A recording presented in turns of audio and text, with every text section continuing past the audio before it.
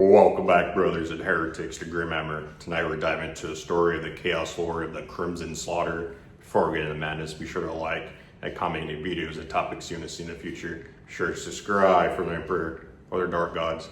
And I think guys for support, I've been absolutely killing it. Now, let's get into the madness. Omidia burned beneath the fleet, like a wound that had split the skin of the world. From the oculus of the strike cruiser's strategium, Sevastus Kranon watched continents shiver with war. The night side was broken by hive clusters glowing like bedded coals. The day side was hidden behind smoke, storm fronts, and the black towers of industrial haze rising from manufacturing belts that had not known peace in generations. Orbital augurs painted the planet in layers of violence: civil war, militia defections, vox blackouts, ecclesiarchal precincts under siege, Arbite's bastions overrun, power fluctuations deep beneath the principal hive cities. In the lower strata of several population centers, warp distortion flickered and vanished, then returned again like a heartbeat beneath a corpse. The pleas for salvation had begun before the fleet translated into system. They came over astropathic relay and battered Vox in 100 contradicting voices. Governors begged for intervention. Preachers demanded judgment upon seditionists. Manufactorum lords swore loyalty and denounced their rivals as apostates. Militia commanders cried that they had held true in the Emperor's name and only required relief. The voices layered over one another until they became a droning misery of need. Kranon listened in absolute silence. His helm was mag-locked beneath one arm. His face was pale in the hololithic wash, hard as carved stone, marked by old blade lines and the shadow of long service. Around him stood the captains of the Crimson Sabres in ranks of scarlet ceramite, each bearing the white sabre mark upon his shoulder and the purity seals of unnumbered wars across his breastplate. They were giants in the half-light, gene-wrought and unsmiling, their postures all discipline, their eyes reflecting the burning world. A mortal Vox officer, his hands shaking despite every effort to master himself, switched to a fresh channel.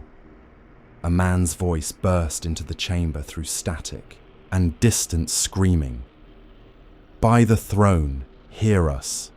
Hive Vianor remains loyal. We have sealed the lower transit ways.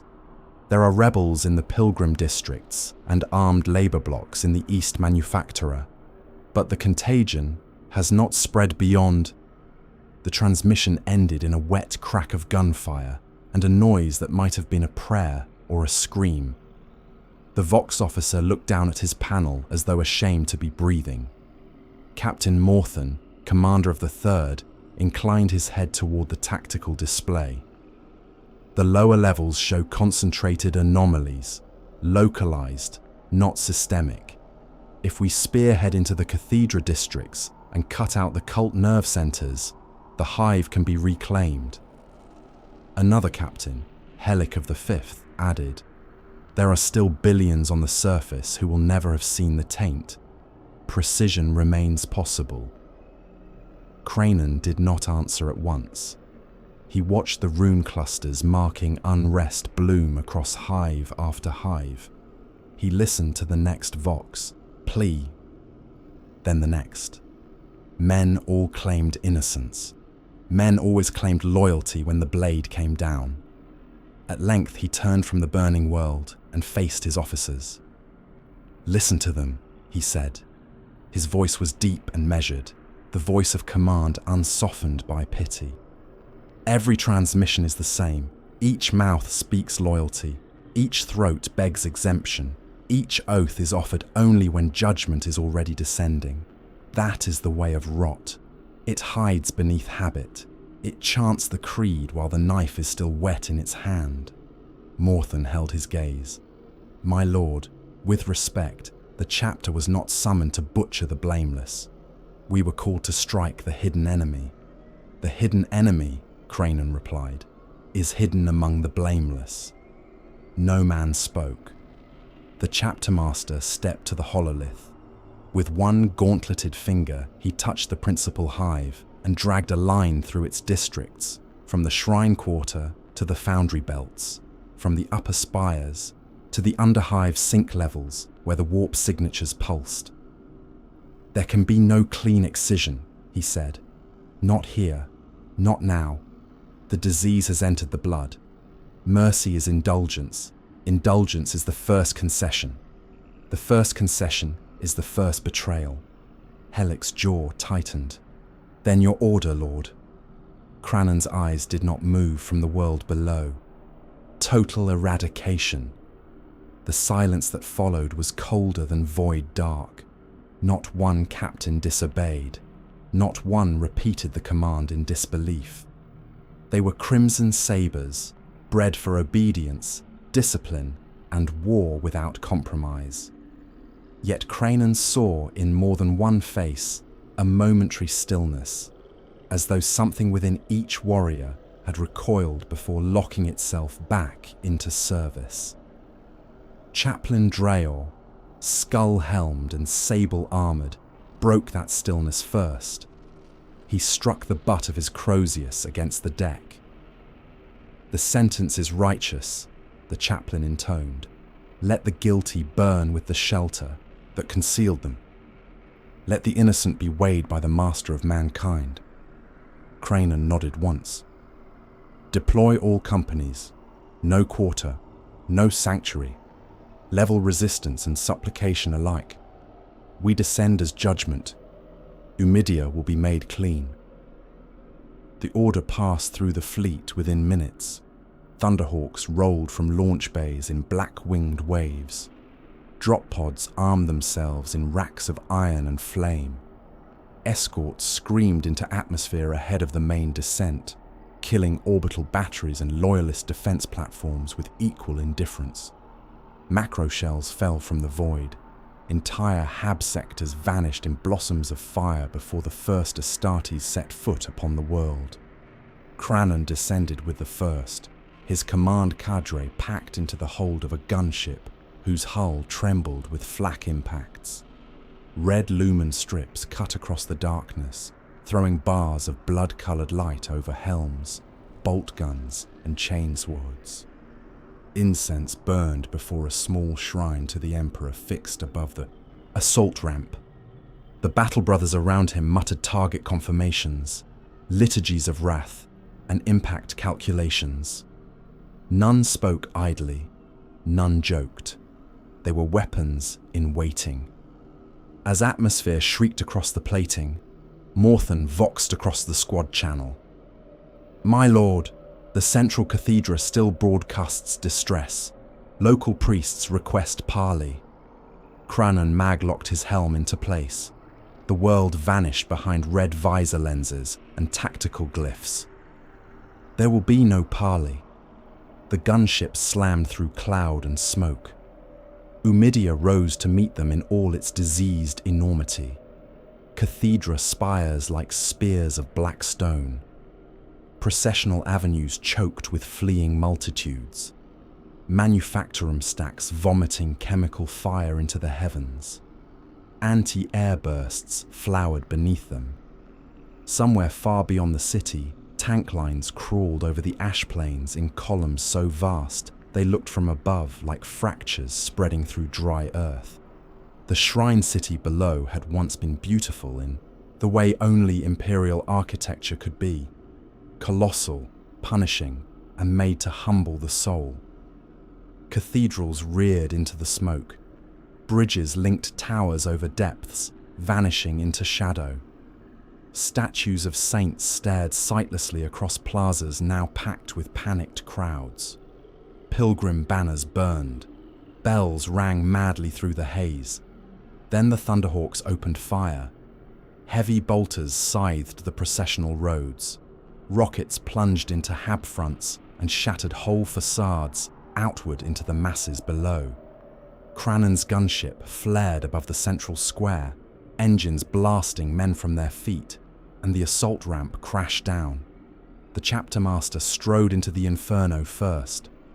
The first men before him were not cultists. They were militia in mismatched armor, some holding laser guns, some only work tools sharpened to points. They were shouting prayers, not war cries. Kranon saw the fear in their eyes, even through the targeting runes. He also saw one of them glance back, not to retreat, but to seek permission from someone farther up the square. That was enough. Kill them, Kranon voxed. The Crimson Sabers advanced. Bolters thundered. Mass reactive rounds detonated torsos into sprays of steaming meat. Arms spun away. Heads burst in red mist against marble statuary. Chainswords revved to life with a snarl that drowned human screaming. Kranon fired as he walked, each shot precise, each impact terminal. A man's chest cavity vanished. Another was torn in half at the pelvis. A third tried to crawl with both legs gone and was crushed under a ceramite boot that broke spine and skull together. The square became a slaughter yard in heartbeats.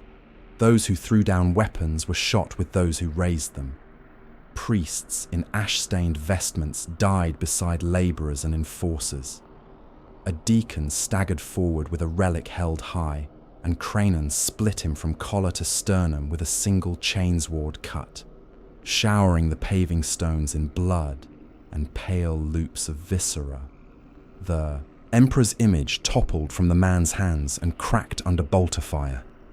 The chapter pushed inward through the shrine quarter, reducing resistance by the simple act of erasing everything in their path. Great bronze doors were blown inward. Chapel interiors vanished under grenade bursts. In candlelit side aisles, men clutching prayer books were cut down among the pews.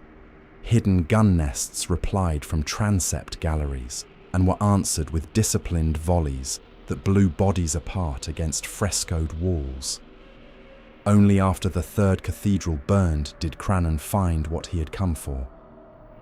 Beneath the choir floor of St. Gerion's Basilicum lay a chamber sealed behind false masonry and sigil-scratched iron.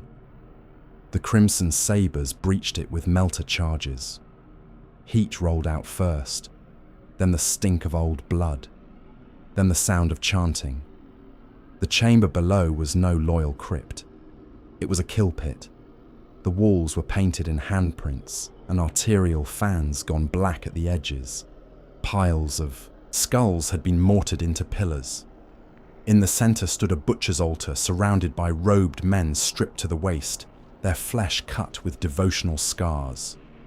Around them lay the hacked remains of sacrifices in various stages of ruin, some long dead, some still twitching. The icon hammered into the altar stone was no imperial seal. It was the rune of the blood god. The cultists saw the Astartes and howled in exultation. They came on with chain axes, cleavers, and stolen shotguns, frothing, weeping, praising their false god with mouths crusted red. Kranon met them in the doorway with his blade roaring. The first lost both arms. The next had his head ripped open by a bolt shell before Kranon's backswing tore through the neck of a third. His brothers filled the chamber with disciplined murder. Limbs struck the walls and slid down them. Bolt detonations turned chanting throats into pulp. One cult champion hurled himself at the chapter master with an axe made from the spine of some huge beast.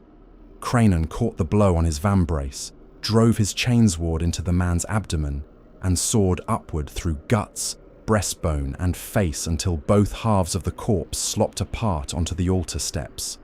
Behind him, Captain Hellick voxed, "Confirmed corruption." Kranon's reply was a growl carried through vox static and the roar of his chain blade. I required no confirmation.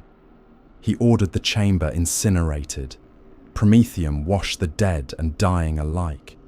The fire climbed the blood-smeared walls with eager hunger, and black smoke rolled up through the shattered choir floor into the cathedral above. By then, the killing had spread across whole districts. Thunderhawks strafed hab spires where signal intercepts suggested sedition. Devastator squads toppled vox masts and defense towers. Assault marines plunged down through smoke lanes, smashing into rooftops and balconies, killing all who fled.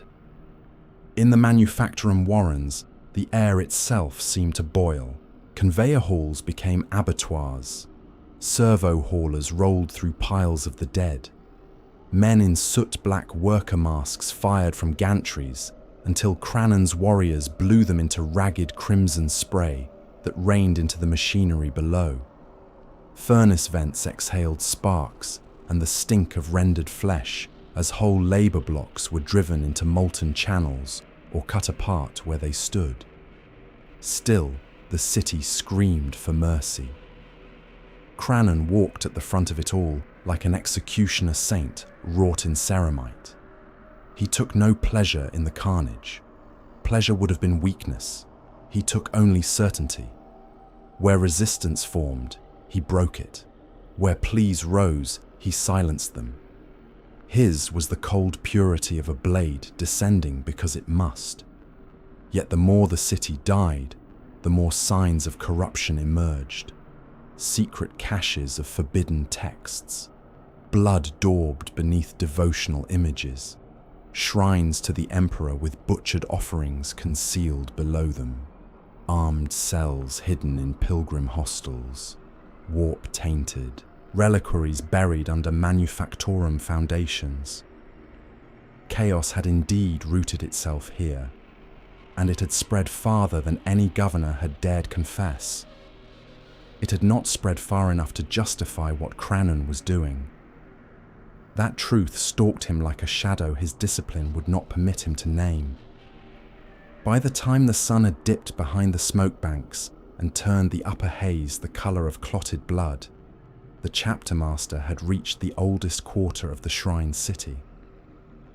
The avenues there were narrow, bordered by towering sepulchres and colonnades lined with saint statues taller than hab blocks.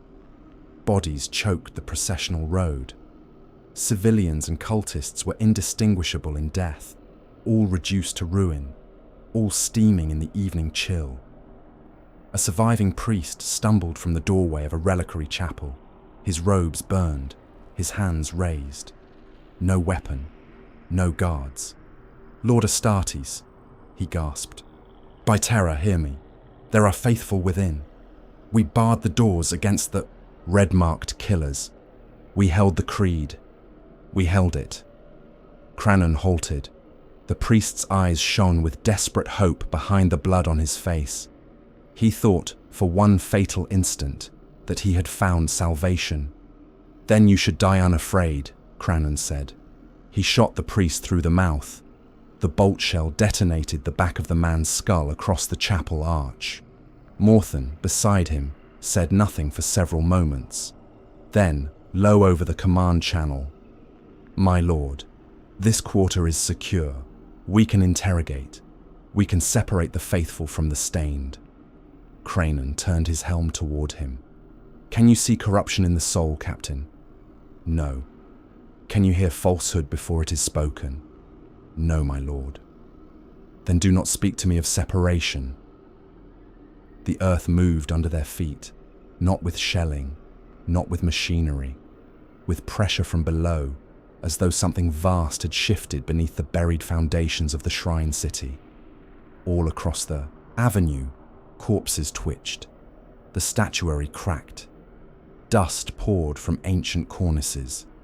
Somewhere deep under the stonework came a sound like a beast drawing breath through a throat full of boiling blood. The surviving civilians in the quarter began to scream again, this time with a different pitch to it. A naked animal terror that carried no politics, no lies, no bargaining. Auspec's runes flashed red across Kranon's helm display. Warp breach. The avenue split open at the far end. Stone slabs heaved upward. A fountain of blood erupted from the fracture. Not metaphorical blood, but true. Wet torrents, as if some buried reservoir of slaughter had been punctured. The spray rained over statues and walls, and the dead alike. From the wound in the earth rose something vast enough that for a moment it seemed the city itself was giving birth. It was not fully formed. That was the first horror. It had dragged only part of itself into the material realm. One shoulder was still a mass of coagulating flesh that had not yet decided its shape. Its lower body ended in strands of meat and smoking marrow rather than true limbs. Horns pushed through a face half canine, half armored skull. Its eyes were pits of furnace light.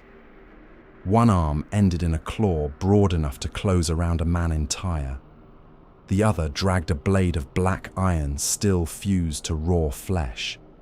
Every place its not-quite hooves touched stone, the masonry hissed and bled.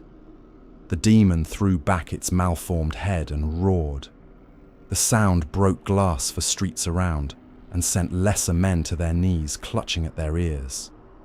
Several of the crimson sabers opened fire at once. Bolt shells burst against its hide in gouts of meat and fire, but did not stop it. The thing came on, wading through the dead, carving a wake of blood. One swipe of its claw smashed 3 battle brothers from their feet and tore the upper halves from their bodies. Another thrust impaled a 4th through the chest and hurled him across the avenue, hard enough to crater stone. Kranon did not order a retreat. He revved his chainsword and advanced into the creature's path. "On me," he voxed. "By the throne, kill it." His warriors obeyed without hesitation. Melter fire struck first, punching holes through the demon's swelling torso.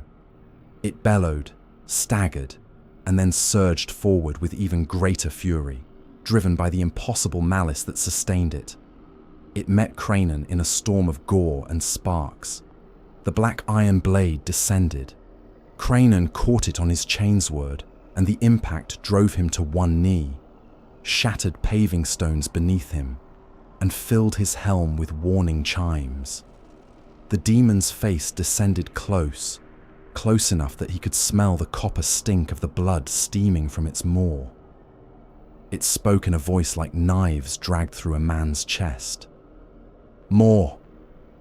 Kranon snarled and fired his bolt pistol point blank into its throat.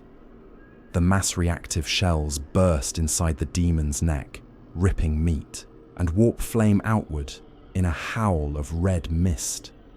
He rose with the recoil, shoulder driving into the monster's chest, and his chainsword tore free in a spray of black blood and shredded muscle. The avenue became the whole universe. Nothing remained but the demon, the roar of weapons, and the force of Kranon's will. His brothers attacked from all sides, hacking, firing, dying. The monster smashed them aside like toys. One captain lost an arm. Another was bitten through the helm and cast away headless. Still, Kranon pressed in. He took a backhand blow that dented his breastplate and hurled him through the broken base of a saint statue. He rose from the debris before the stone dust had settled. He charged again. This time, he went low, under the killing arc of the iron blade, and buried his chainsword in the half-formed gut where the creature's shape was weakest. The teeth bit. Warp flesh split. Hot black blood drowned his gauntlets and hissed across his armor. The demon shrieked and closed its claw around Kranon's torso, crushing ceramite inward, lifting him from the ground. Warnings flashed. Pain stabbed through his enhanced body like white fire. He did not relent. With one hand, he held the screaming chainsword jammed inside the beast.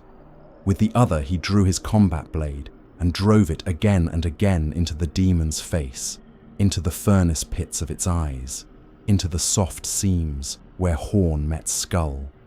The creature thrashed, roaring its hatred into the evening. Kranon rammed the knife through the roof of its mouth, let go, seized the broken horn with his free hand, and wrenched its head back. Then he ripped the chainsword upward with both hands. The demon came apart from belly to throat. A curtain of black blood, Molten fat and steaming loops of impossible flesh burst over him. The creature convulsed, its innards spilling in smoking heaps. Its roar collapsed into a wet, gargling bellow. For an instant, it remained upright, held together by wrath, alone. Then its upper body split wider, peeled back, and collapsed onto the avenue in a ruin of dissolving meat and hissing warp vapor. The surviving Crimson Sabres gave voice to no triumph. They were too disciplined for cheering and too bloodied for prayer. Kranon stood over the corpse, his armor dripping with demon ichor and human gore, his chainsword still snarling. He had won. The warp breach was closing. The thing was dead. Then the voices began. At first, he thought it was damaged Vox traffic bleeding into his helm from nearby channels. Faint, overlapping, too many to isolate. Then he heard words, not battle reports, not command runes, names. A laborer shot through the chest outside a foundry gate. A priest split open beneath the reliquary arch. A limping militia conscript trampled in the square. A boy-faced novice in the choir crypt whose hands had held only incense when the bolters opened fire. Name after name after name, spoken in whispers that seemed to come from inside his own skull. Kranon went still. The whispers multiplied. They layered atop one another until the air itself seemed made of them. Men begging, men accusing, men sobbing, men asking why. Their voices were different, but their nearness was identical, pressed up against the inner walls of his helm, as though every dead throat on Eumidia had been sealed inside it with him. He ripped the helm free. The sound did not lessen. Around him, across the avenue, other Crimson Sabres were reacting in sudden disarray. One tore off his own helmet and roared into the smoke, striking at things no one else could see. Another fell to both knees and clutched his head, whispering litanies that broke apart halfway through. A third stood utterly motionless, while blood from a scalp wound ran across his eyes, his bolter hanging slack in his grip as if prayer itself had been cut out of him. Morthen's voice came over the external vox, ragged for the first time Kranon had ever heard it. "My lord, they are speaking. Throne preserve me. They are all speaking." Kranon looked across the corpse-littered road, across the dead he had ordered into judgment, across the demon rot steaming from the split avenue. He heard the priest he had shot outside the chapel. He heard the men in the square. He heard the ones in the manufactura and the hidden crypts and the hab corridors and the burning basilica. The innocent and the guilty spoke with one choir now. There was no separation, no clean excision, only endless remembrance given voice. A wounded cultist, half buried beneath rubble a few paces away, began to laugh. The man's lower body was gone. His entrails steamed around him in the cold dusk. Yet he laughed with cracked lips and red teeth, staring up at the chapter master as though seeing something wondrous. "They know you," the cultist coughed. "They are with you now." Kranon crossed the distance in 2 strides. He drove one gauntlet into the man's throat and lifted him from the stones. The voices swelled, a drowning tide, every dead mouth opening wider within his skull.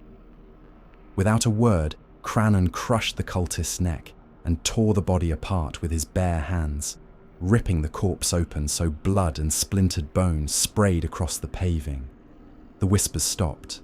Not entirely, never entirely, but they fell back in that instant, receding like a sea drawn away from shore. The sudden lessening was so profound that Kranon felt it in his bones. He stared down at the ruined corpse in his hands. Around him, the surviving sabres were lifting their heads, their breathing easing by increments, each warrior feeling the same abatement without yet daring to name it. Then, far off, somewhere in the lower streets, More gunfire began. More screaming. Another district still being purged. The voices stirred again at the edge of hearing. Kranon turned toward the sound. In the gathering dark of Umidia, with the dead at his feet and the first truth of the curse settling cold inside him, Sevastus Kranon understood the law that had been carved into his chapter in blood.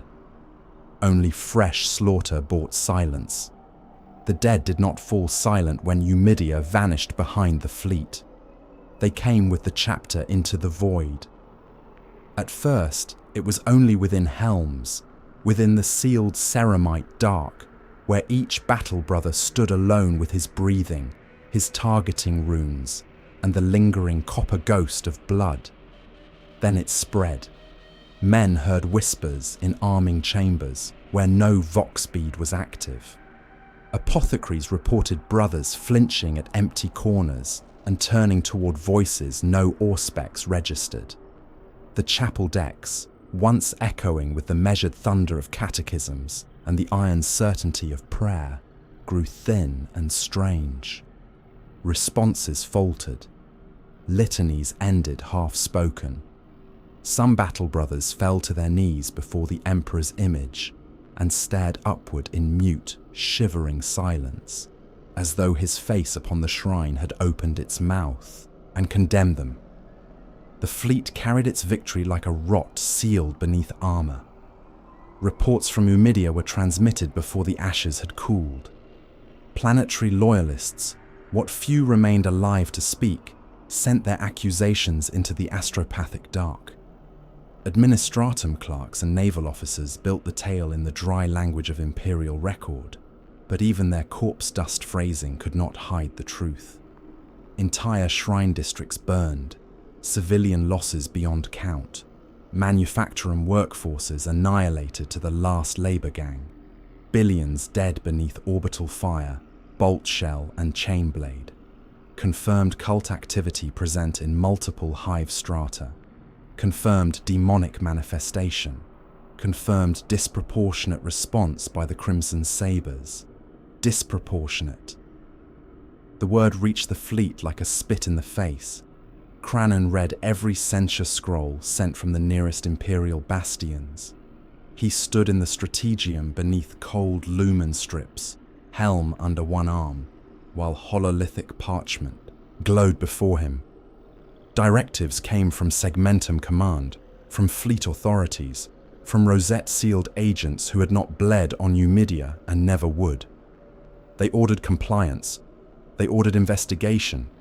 They ordered penitent stand-down, gene seed audit, confinement of key officers, surrender of tactical records, disarmament of specific companies pending purity examination.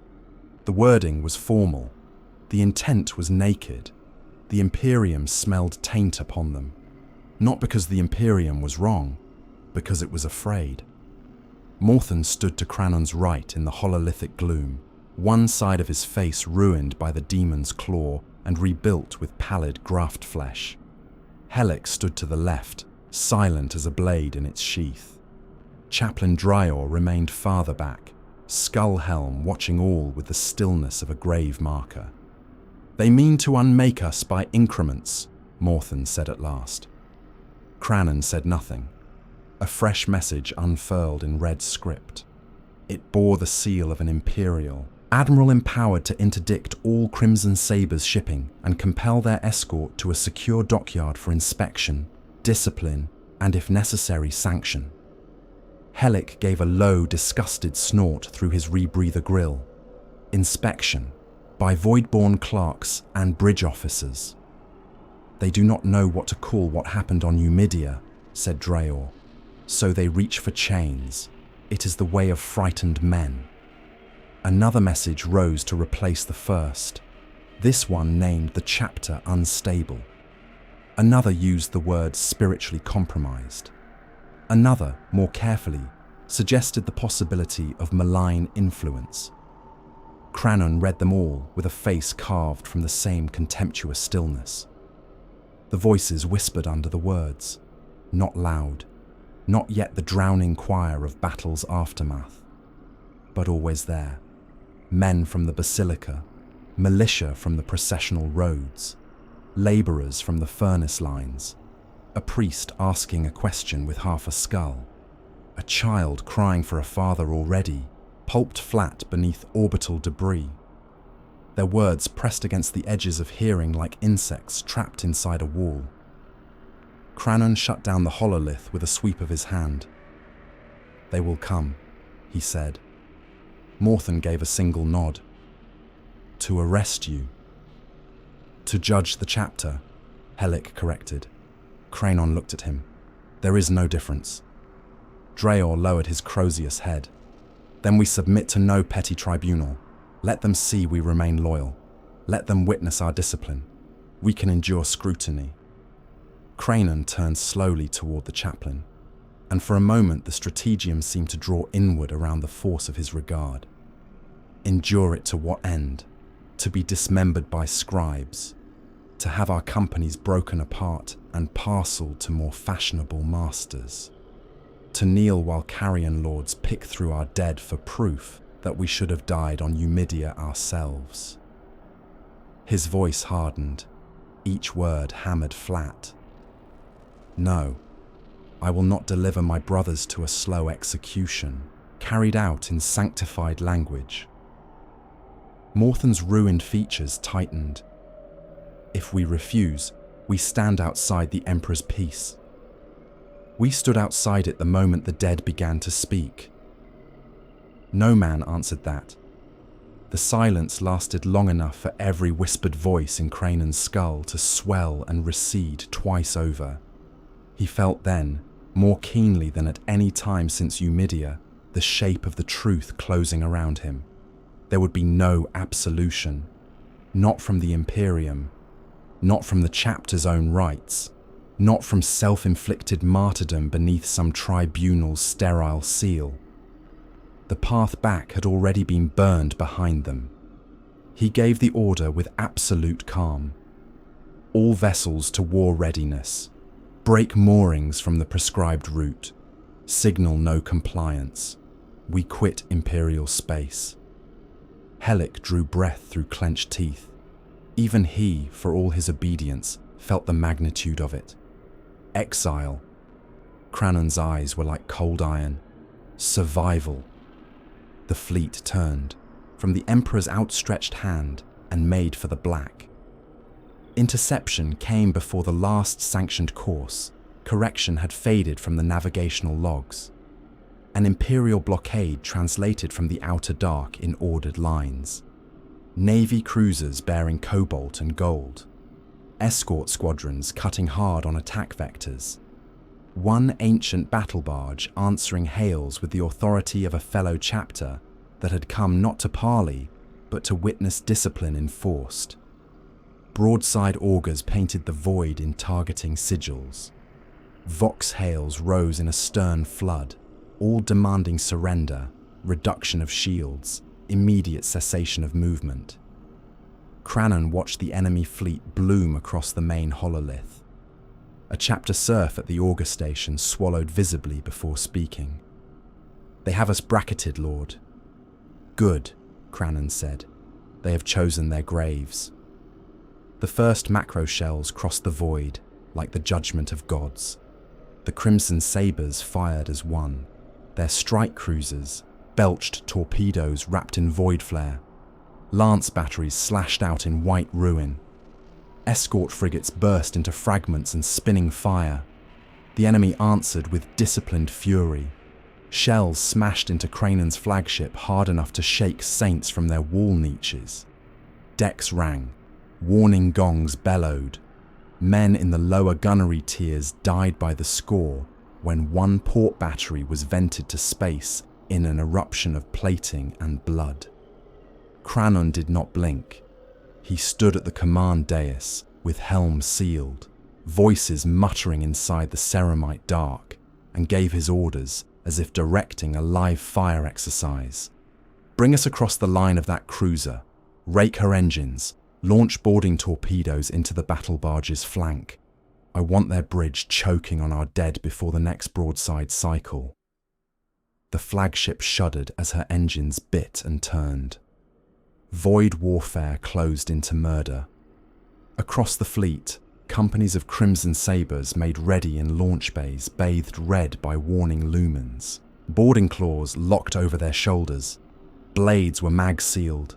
Bolters were checked, blessed, and loaded.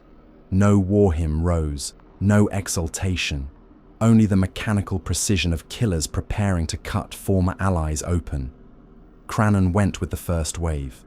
The boarding torpedo hit the enemy battle barge amidships and punched through 2 decks before dying in a shower of sparks and torn metal. The assault ramp detonated outward. Smoke and fire rolled in. Kranon led the charge into a corridor already half collapsed by the impact, where Navy armsmen and Astartes of another loyal chapter waited in disciplined firing lines. They opened fire together. The corridor became a furnace of bolt detonations, las beams, ricochets, and pulverized flesh. One Crimson Sabre to Kranon's left lost the upper half of his helm and most of the skull beneath it. Another took a bolt through the throat seal and drowned in his own blood without slowing for 3 more strides. Kranon fired into the loyalists, opposite him, and saw ceramite burst, saw one warrior's breastplate implode inward and blossom red from the back. Then the range collapsed and Chainswords took over. There was no grandeur in brother killing brother within a ship's burning gut. Only impact, weight, gore, ceramite smashing against ceramite, teeth of chain blades biting and jamming in bone, blood spraying in hot ribbons across blackened bulkheads. A loyalist sergeant swung a power axe at Kranon's neck. Kranon caught the haft on his vambrace, drove his knee into the other warrior's abdomen hard enough to crack plate, then rammed his combat blade through the eye lens and into the brain behind it. He kicked the corpse free and used it as partial cover against the next volley. Boarding actions spread through the vessel like infection. Compartments vented. Fires crawled along ceiling conduits. Mortal crew ran screaming through side passages, only to be cut down by crossfire or pulped beneath armored boots. In the chapel-adjacent magazine decks, Kranon's warriors fought through smoke so thick it turned target glyphs into smears. The chaplain of the defending chapter met Dreor amid burning devotional banners. Crozius against Crozius, both skull-helmed and roaring litanies of incompatible righteousness, while the deck around them vanished under shell bursts. Kranon reached the bridge through a corridor clogged with his own dead and those of the foe. He entered over the corpses of 3 command deck guards, his blade humming wetly, his armor layered in blood that no longer belonged wholly to one side or the other. The admiral on the command throne tried to speak first. "You are ordered by the authority of..." Kranon shot him through the chest. The bolt shell burst the old man into the throne's backplate in a burst of red ruin and snapping bone. Officers screamed. One drew a sidearm. Kranon split him from shoulder to ribs. Another tried to crawl beneath a console and lost both legs too. A Chainsword downswing from one of the chapter master's guard. On the picked screens, the void battle turned against the blockade. The loyalist battle barge died last. Her flanks were open to lance fire. Her engines failed. Boarding fires reached something sacred or unstable within her depths, and for an instant, her whole stern became a white sun that burned its afterimage into every display. Then she broke apart, and her halves tumbled away, trailing atmosphere, men and molten deck plating into the dark. Kranon returned to his flagship through corridors black with smoke and slick with human grease. He did not look back at the ruin. The voices in his helm whispered louder now, fed by new dead. Imperial officers, armsmen, Astartes, whose names he had never known and never cared to know until they spoke them at him with every breath he took. Exile deepened into damnation when the fleet made for the eye. even before its swollen bruise became visible against the star fields. The navigators aboard the Crimson Saber's vessels began to convulse in their sanctums. Astropathic communication failed by degrees, and then altogether, not with clean silence, but with maddened bursts of alien noise. Machine spirits grew temperamental, then hostile. Hatches opened of their own accord and sealed shut on screaming crew. Auspex ghosts moved through the decks in the shapes of people who had died on Eumidia and now left frost on steel where none should have walked. Water in the lower reservoirs turned pink, then red, then full of hair. The Eye of Terror hung ahead of them like the galaxy's own wound torn open and left to fester.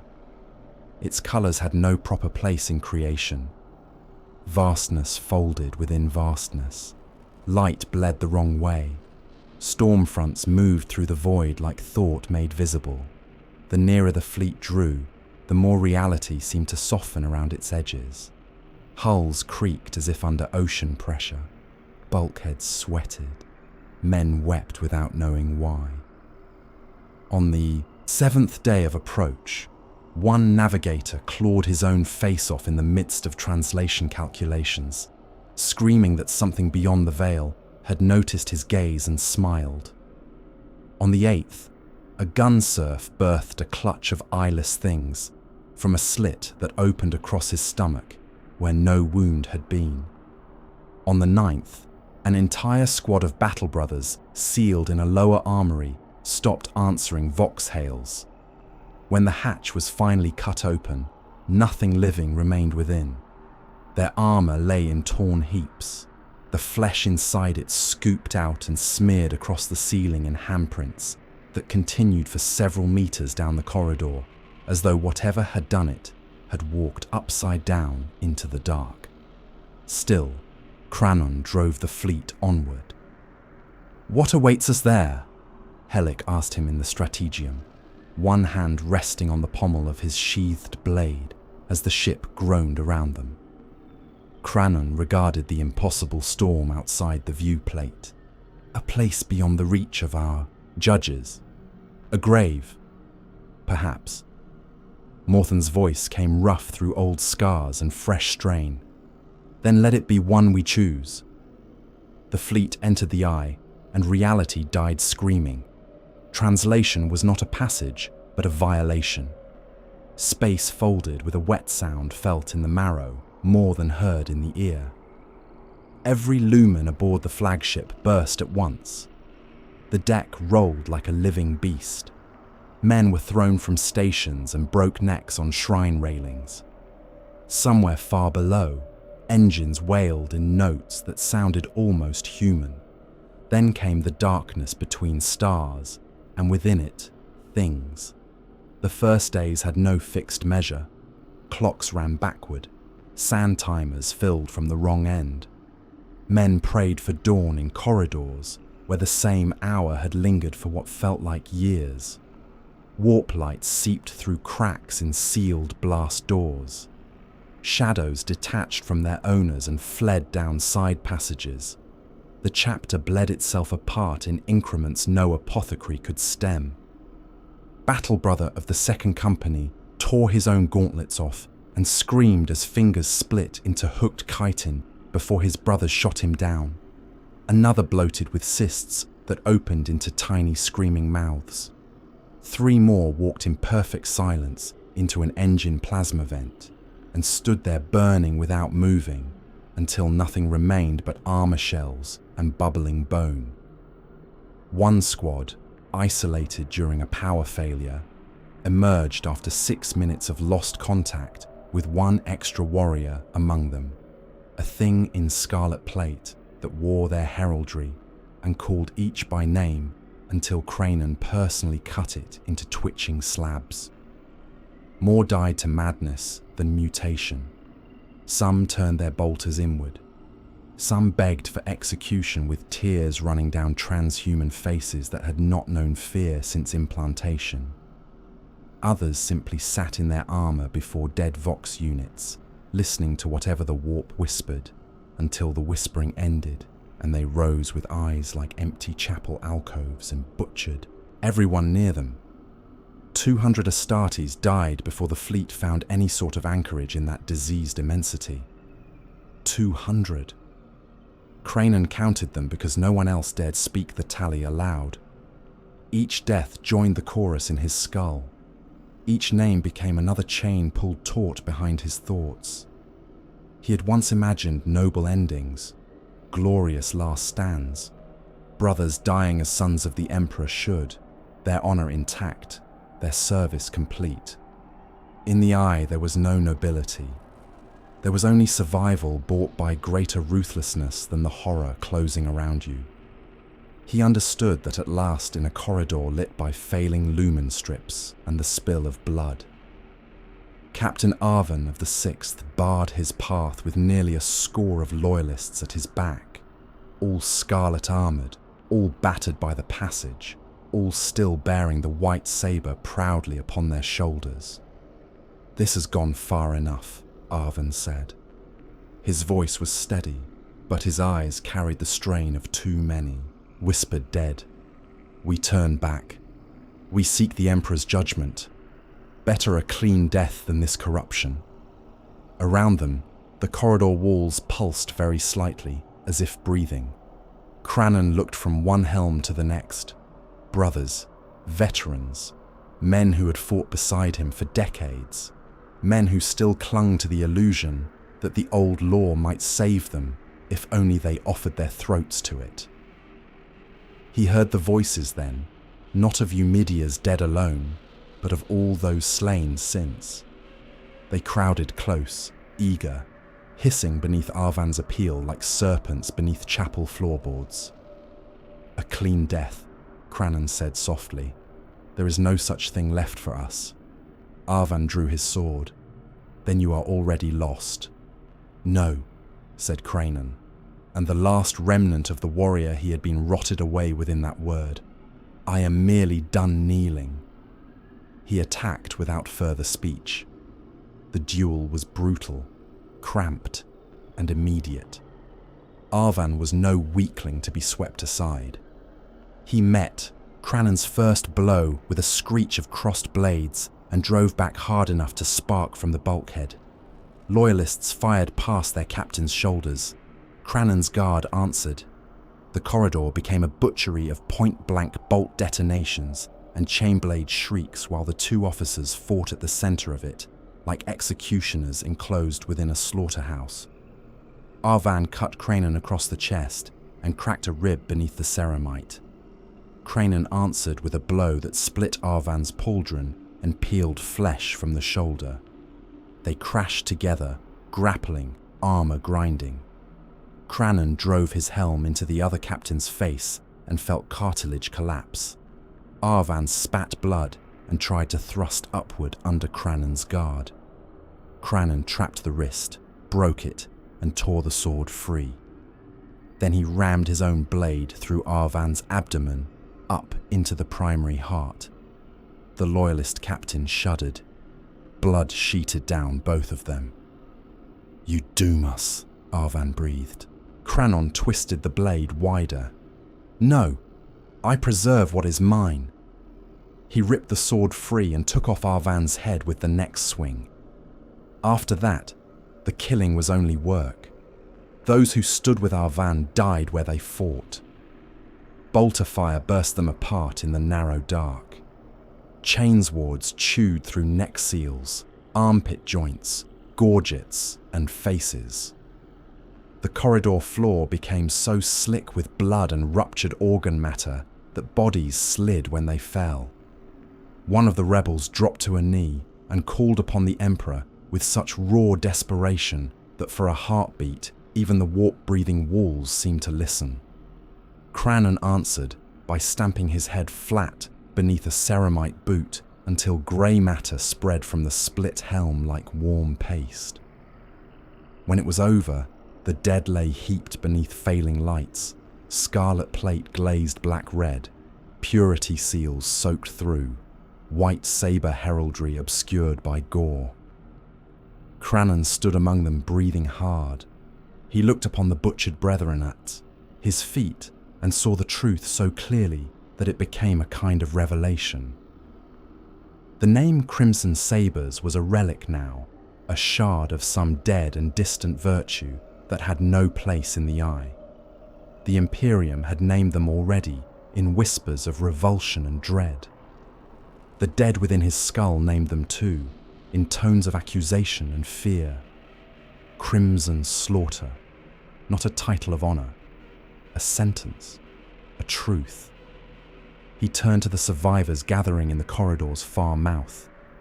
They were bloodied, trembling with rage or terror or exhausted disbelief, but they were alive. They had followed him through censure, through brother-killing, through the wound in creation itself. They waited now to hear what manner of master stood before them. Kranon raised his gore-black blade. "The Sabres are dead," he said. His voice filled the corridor like a tolling bell from some murdered cathedral. "Let the name rot with the lie that bore it. We are not judges. We are not penitents.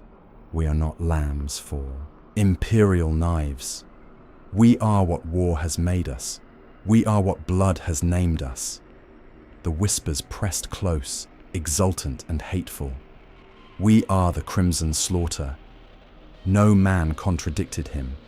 One by one, then all at once, the survivors lowered themselves amid the butchered bodies of their former brothers. They knelt in blood and offal, and the wavering red light of a dying ship. Some bowed their helms, some simply stared upward at him with hollow eyes, but all knelt. Kranon looked down upon them, and they looked up at something that had crossed the threshold and would never walk back. The lost hope drifted through the warp-torn dark like the carcass of some void beast too hateful to die. It was not a single ship, so much as a kingdom of wreckage fused by impact, madness, and time. Ancient hulls were buried in one another at impossible angles. Cathedral prows jutted from freight barges. Mechanicus vault cores had been welded into the flanks of dead cruisers. Whole decks had no business existing beside one another, yet the hulk endured, groaning and bleeding oils into the lightless gulf, as if iron itself had learned to rot. Vox masts the height of hive spires rose from its back like snapped bones. Hanger mouths yawned open like toothless jaws. Rust-red shrine domes and shattered lance arrays gave it the silhouette of a derelict fortress dragged screaming out of forgotten ages. Inside, the air stank of old blood, burnt incense, chem smoke, human waste, spoiled nutrient mash, and the sweet, wrong scent of flesh cut open too often and stitched back together too many times. Kranon walked its decks as lord of a realm that would have revolted the warrior he had once been. Cultists crawled through every artery of the hulk in their countless thousands, and behind those thousands waited countless more in holds, pilgrim pits, slave pens, shrine cells, and weapon foundries lit by corpse fires. Failed aspirants whimpered in iron cages, their oversized limbs twisted. By faulty implantation and warp spoilage, their mouths packed with prayer rags to muffle the shrieking. Mutilated thralls dragged ammunition sleds across deck plates slick with old gore. Blind scribes copied kill tallies and blasphemous catechisms in their own blood. In chain-shrouded vaults, hellbrutes raged against adamantium restraints, their howls vibrating through the hull like the death song of caged gods. Chosen in Baroque warplate, sharpened blades against the bones of the executed. Sorcerers muttered over brass bowls full of smoking entrails. Mortal killers knelt in the passageways when Kranon passed, not from devotion, but from the animal reflex of vermin flattening themselves before a descending boot. This was no chapter, not anymore. It was an empire of infection, and every soul within it listened to the dead. The voices never left them. They prowled through the lost hope as surely as the cults did, whispering from ventilation grills and chapel alcoves, from the hollow eyes of skull reliquaries and the static murmur of dormant vox sets. Battle brothers woke from enforced rest, choking on names not their own. Gun crews heard the last prayers of the men they had atomized. Thralls went mad in the lower holds and clawed at the walls to escape mouths only they could hear. Even the strongest among the Crimson Slaughter bore it poorly. Some met the voices with rage, smashing slaves apart for the brief hush that followed. Others fell into blank, stone-faced silences and waited for the next order to kill. Kranon endured because endurance was all that remained to him. He stood above the central mustering deck of the Hulk and watched his new domain move beneath him in red gloom and chain-slung firelight. The dead muttered in his helm, though the helm rested maglocked at his hip. A priest from Umidia wept in one ear. A voidsman from the blockade spat blood in the other. A loyalist brother he had disemboweled in the corridor. Wars kept trying to finish the same accusation and never quite reached the final word.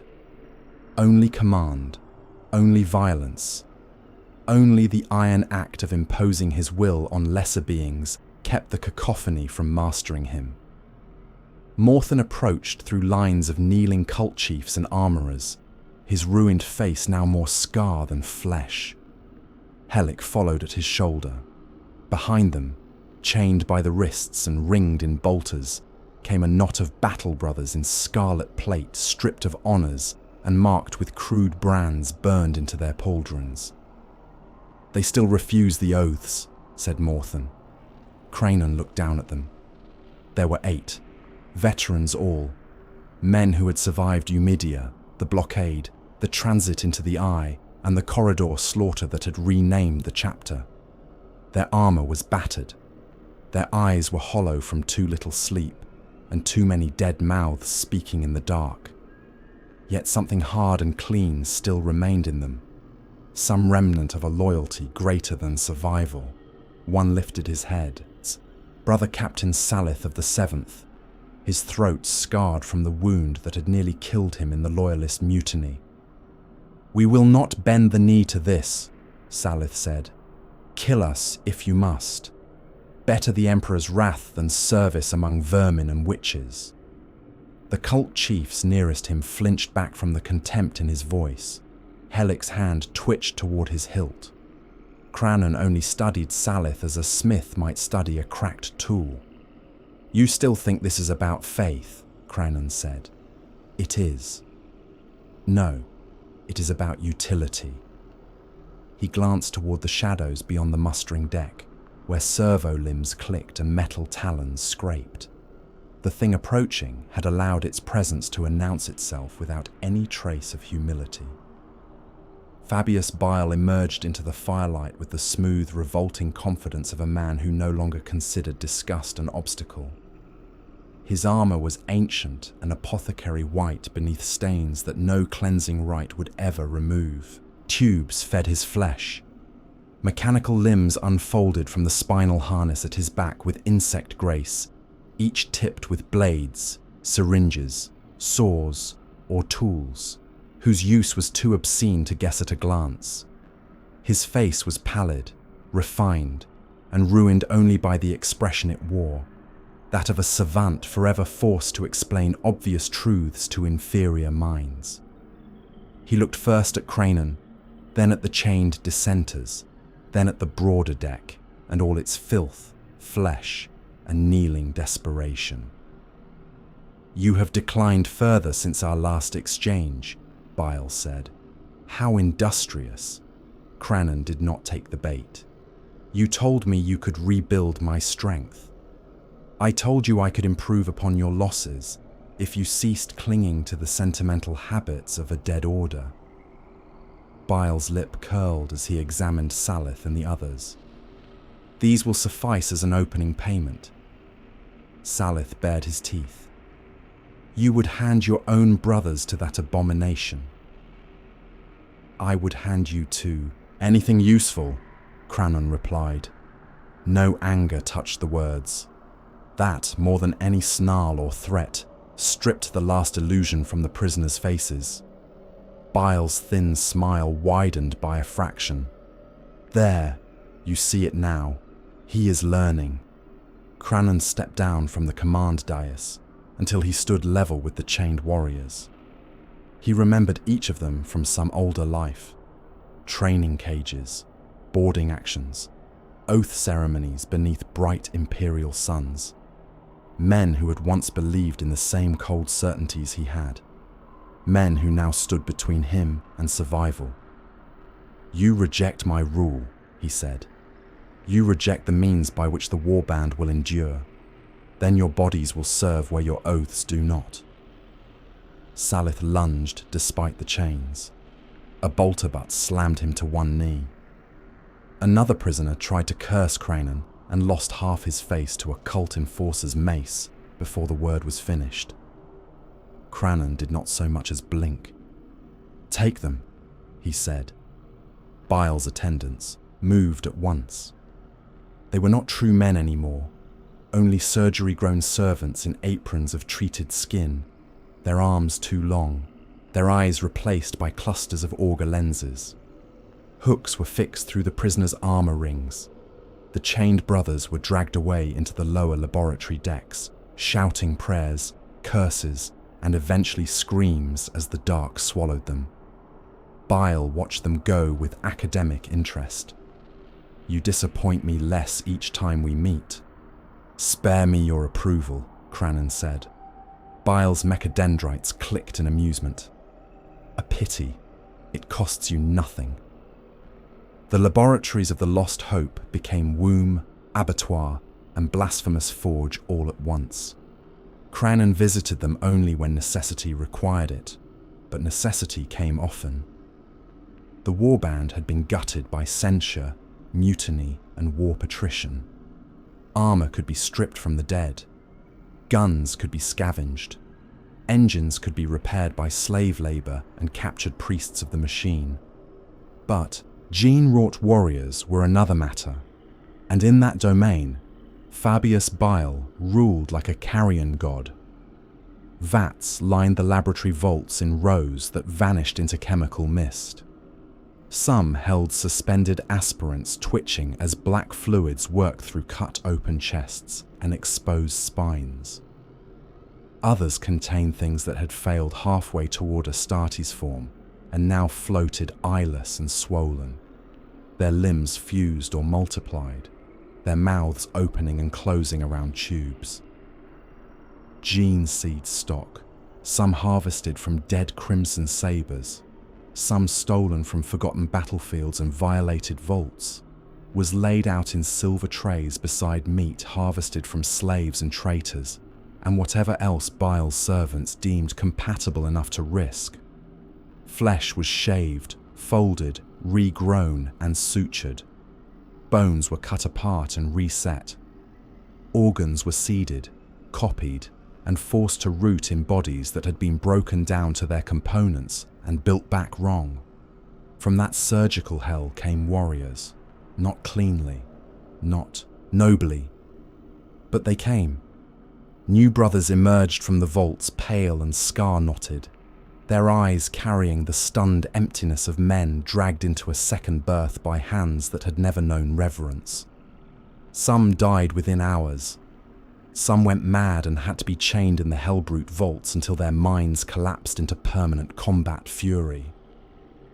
Some survived and took the Scarlet Warplate, each one another proof that the Crimson Slaughter would endure by means so profane that the chapter they had once been would have declared exterminatus on the very deck beneath their feet. Kranon accepted every cost. He had ceased asking whether something was defilement. The only meaningful measure now was whether it worked. Not all the strength gathering around him came from Bile's knives. Manon came to him robed in crimson and black, his armor bearing the old shape of librarian plate beneath fresh sigils, scratched into the ceramite by patient, blasphemous hands. His face was long, bloodless, and almost serene. He spoke softly where other sorcerers hissed and postured. He never prostrated himself too low, never reached too greedily, never let his learning become obvious boasting. That alone made him dangerous in a way Kranon respected. When they first stood together above one of the Hulk's void-facing chapels, Manon looked not at the stars, but at the blood smeared over the deck from an execution below. "The dead love certainty," the sorcerer said. Kranon studied him. "The dead love nothing. They cling," Manon corrected, "to memory, to grievance, to the moment of unmaking. You have given them plenty to cling to." Kranon's hand settled on his sword hilt. "Speak your purpose." Manon inclined his head. "To serve, Lord. To read what lesser men cannot. To find paths through the dark that your enemies would prefer remained hidden. Out of loyalty." A faint smile touched Manon's mouth and vanished. "Out of usefulness. Loyalty is a word priests use when they want obedience without explanation." Kranon found that answer better than the false alternatives. Manon became his chief counselor in the matters no bolter could solve. He charted warp tides, sifted visions from screaming astropaths, and pulled omens from sacrificed hearts. He always seemed half a step ahead of every crisis, arriving with warnings just before the deck gave way, just before the mutiny began, just before an alliance curdled. Morthon distrusted him at once. Hellick distrusted him in silence. Drea called him a necessary contamination. Kranon kept him close because the eye rewarded foresight more generously than purity. And the warband grew. The lost hope did not drift hidden for long. Horror has gravity in the warp-haunted dark. Men hear of it. They come. Some seek patronage. Some seek protection. Some seek merely to stand close to greater predators and hope to be eaten later than their rivals. They came in millions. Void cults from crippled pilgrim hulks, mutant levies from dead mining moons, pirate clans swollen on corpse starch and chemfaith, degenerate noble scions with their household killers and flayed retainers, apostate preachers trailing packs of whipped converts, beastmen bearing chain axes blessed in arterial spray, broken regiments that had killed their commissars and found themselves exiled from every lawful harbour thereafter. They packed the holds, shrines, secondary decks, and docked carcass vessels of the lost hope, until the Hulk seemed a mobile hive built entirely from dread. None loved Kranon. That was not how such empires were built. They feared him. They feared the way the Astartes around him moved with barely contained murder. They feared the stories already spreading through the eye and back into imperial border sectors, of the warband whose helms whispered with the dead, whose warriors carved their way through whole settlements, not for loot or strategic need alone, but because only killing let them breathe in peace. Fear drew servants better than promises ever had. Kranon fed that fear carefully. The first terror raids were crude by necessity. A watch station on the edge of a trade artery, a shrine moon too poorly defended to resist, a convoy of grain barges and pilgrim transports. The crimson slaughter fell on them in red storms of boarding claws and assault boats, killing command crews first, then Vox relays, then every soul who had witnessed the first two. The dead fell screaming. The voices receded. For a little while, amid the warm spray of opened bodies and the thunder of bolters in close metal corridors, the cursed found silence. That silence became need. Need became doctrine. Kranon refined it world by world. On one manufacturing planet, he had the governor skinned alive in his audience chamber, and his living body hung above the primary Vox mast, while every hab-block frequency was forced to carry his screams. On another, he ordered the local cardinal, and his entire male clergy nailed head down along the processional avenue while cultists waded beneath them with brass bowls to catch the blood. On a grain world, he had the tithing overseers dismembered by farming engines and the footage fed into every remaining Auspex screen before the Habs were shelled flat. Prisoners were not merely killed, but displayed.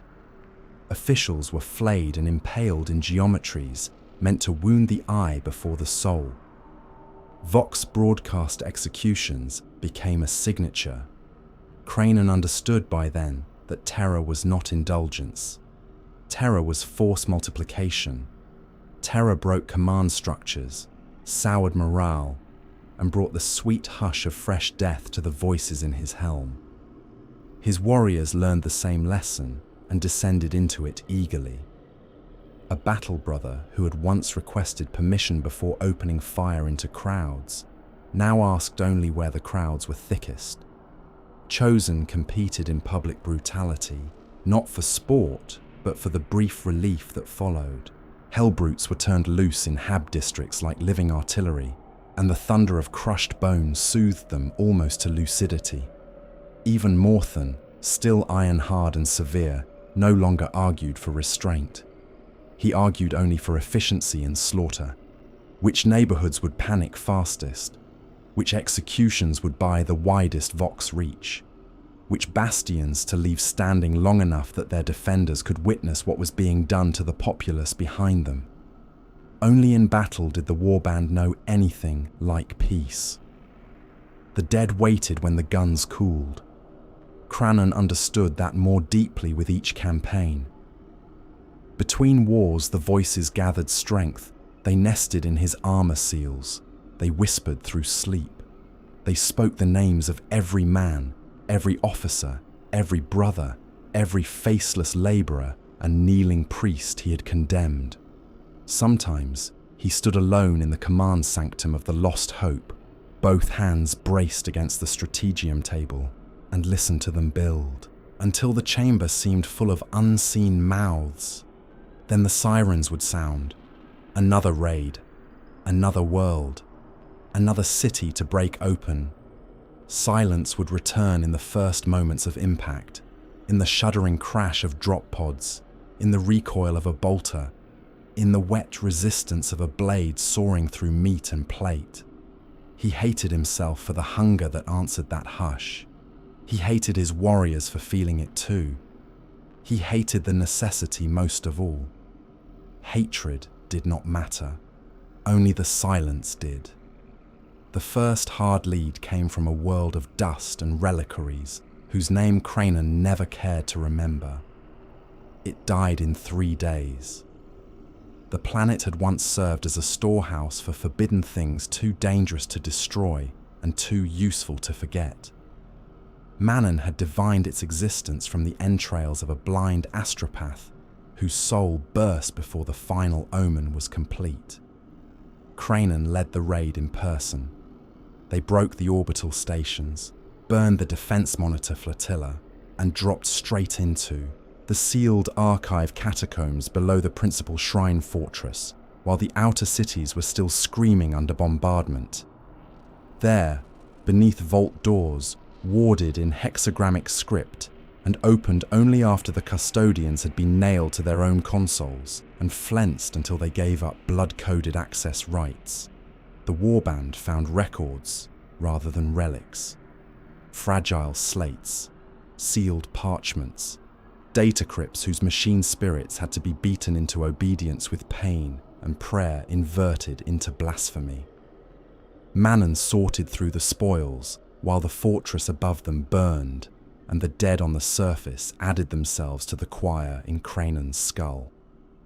At last, the sorcerer emerged from the vault gloom, carrying a single casket wrapped in iron chains and flayed skin scripture. "There is something here," he said. Kranon took the casket and broke it open. Within lay no weapon, no jewel, no device of immediate menace. Only a bundle of ancient records bound around a shard of blackened stone etched with sigils that seemed to move when not looked at directly. The texts named an object hidden elsewhere, an object spoken of in contradictory fragments and terrified annotations. A relic tied to old fire, old blood, old damnation, a thing called the Hellfire Stone. Manon watched Kranon's face as he read. "It is said," the sorcerer murmured, "that certain burdens may be shifted by means not granted to ordinary men, certain voices, certain bindings." "Where?" Kranon asked. The dead pressed close, as though they too had heard. Manon tapped one blood-flecked passage. "There are coordinates buried in the accounts, incomplete, but real, a trail, not to conquest, Lord, to possibility." Possibility!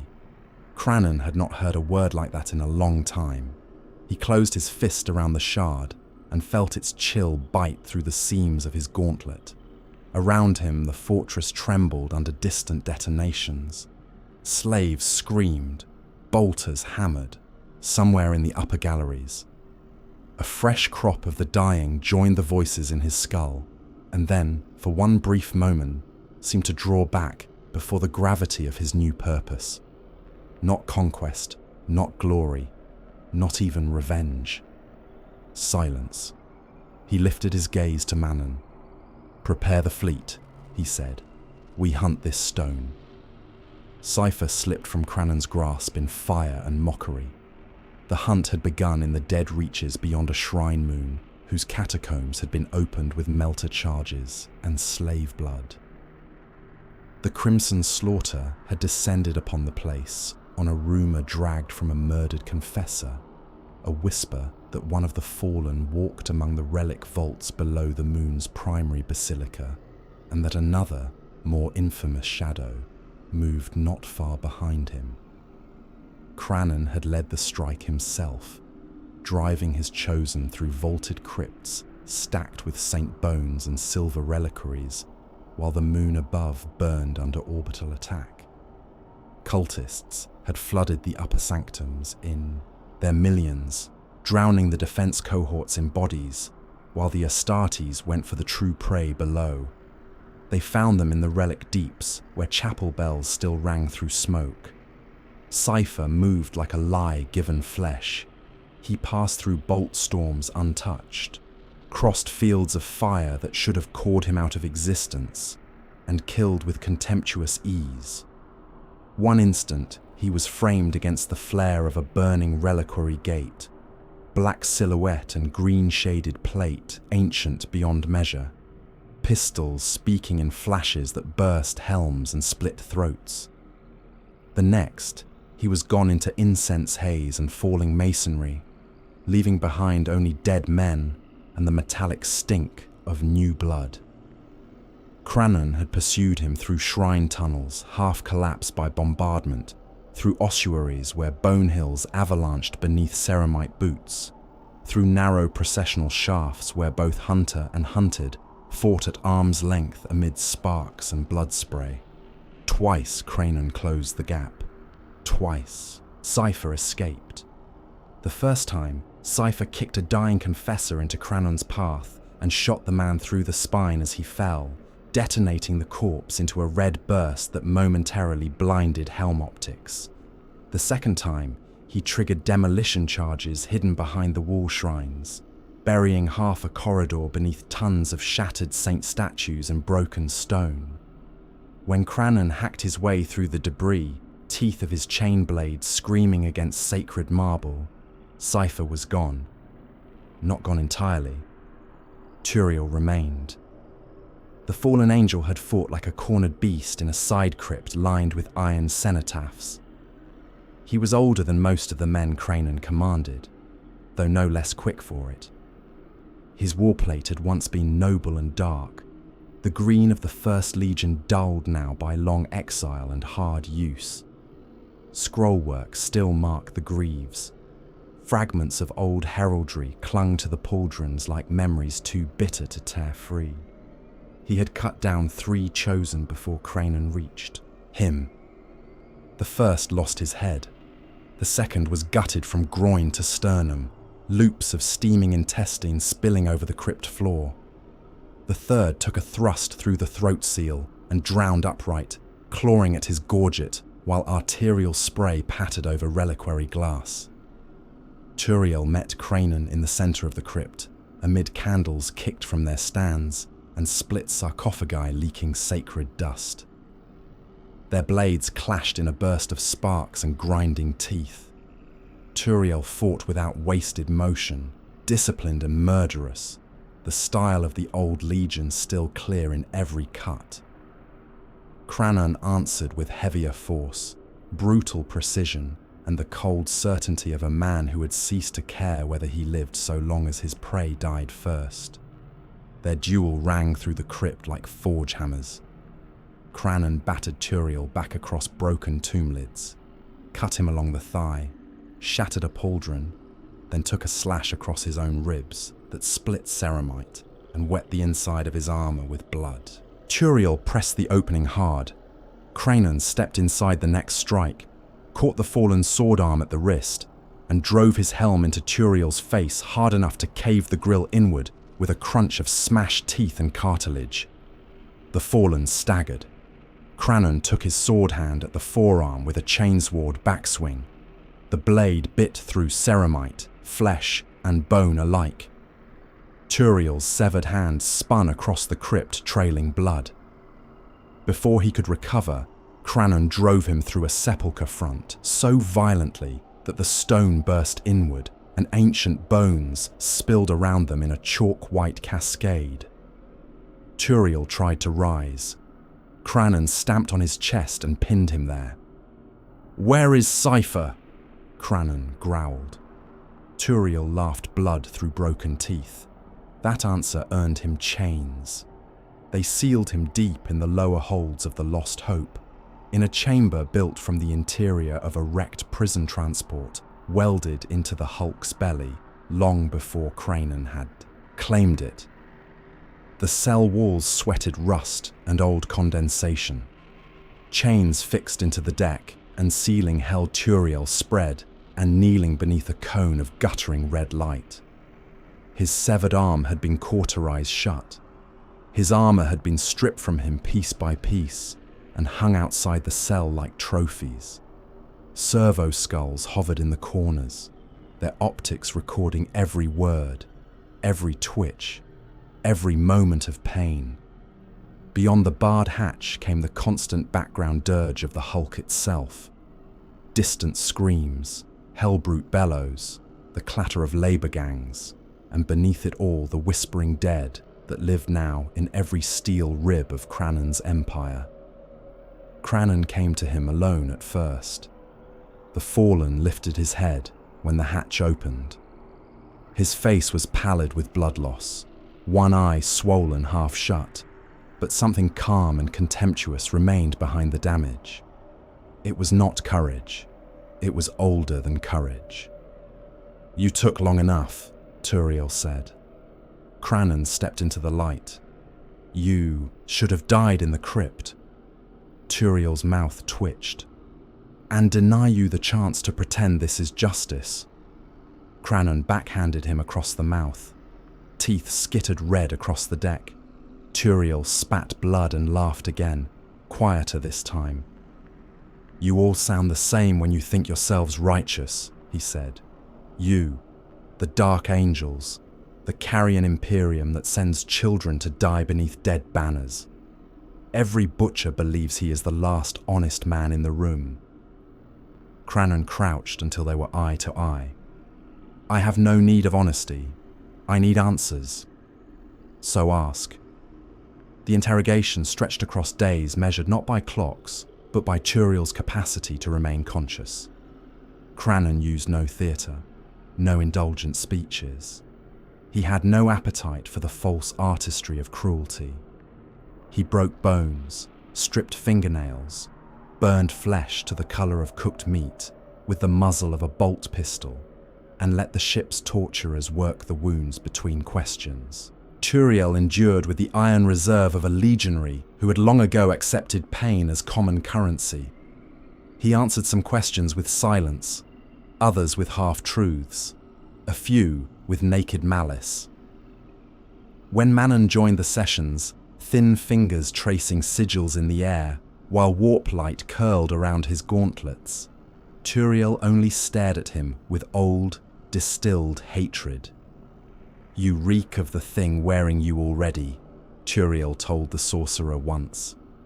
Manon smiled without humor. Coming from one of the lion's lost mongrels, that almost wounds. Kranon let them circle one another while he listened. He learned enough to feel his anger sharpen. The Dark Angels hunted the fallen not for justice, nor loyalty, nor the Emperor's peace, but to bury a sin older than most Imperial worlds still flying the Aquila. They would cross sectors, burn cities, and murder witnesses to preserve their secret shame. That knowledge pleased Kranon in a way he had not expected. Here was proof, spoken by one, damned son of the first against his hidden brethren, that hypocrisy was the marrow of the Imperium. The Dark Angels preached duty and obedience while carrying a graveyard of lies beneath their cloaks. Turiel gave him more when pain, exhaustion, and calculation at last aligned.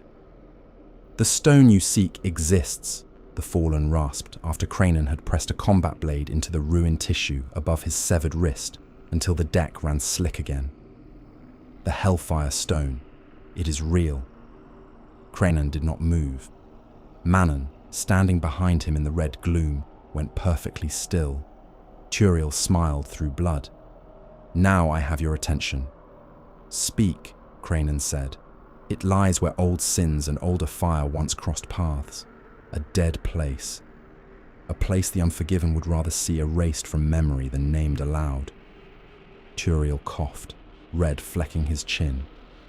"Bane's Landing." The whispering in Kranon's skull seemed to thin for one suspended heartbeat, as if every dead mouth had leaned close to hear the name. "In exchange," Turiel said, "you let me walk." Kranon stared at him. Turiel saw the refusal before it came and laughed softly. "No, of course not. You have too much pride for honest bargains. What you offer may be a lie." "Everything is a lie," Turiel said. "The trick is knowing which lies move men into revealing themselves. You want the stone. I want air not recycled through your graveship. The Dark Angels want me dead and forgotten. There is profit enough for all of us in motion." Manon stepped forward then, voice silken and measured. "Bane's Landing can be tested. The coordinates have appeared in fragments before. Not in full certainty, but enough to stir the warp when named." Turiel turned his one good eye toward him. "There is more. The First Legion's sons will come if properly provoked. Hunt the fallen, display them, make mockery of their little hidden wound. The unforgiven cannot ignore open blasphemy, made of their secret." Kranon rose slowly from his crouch. That was the moment his flaw bared its teeth.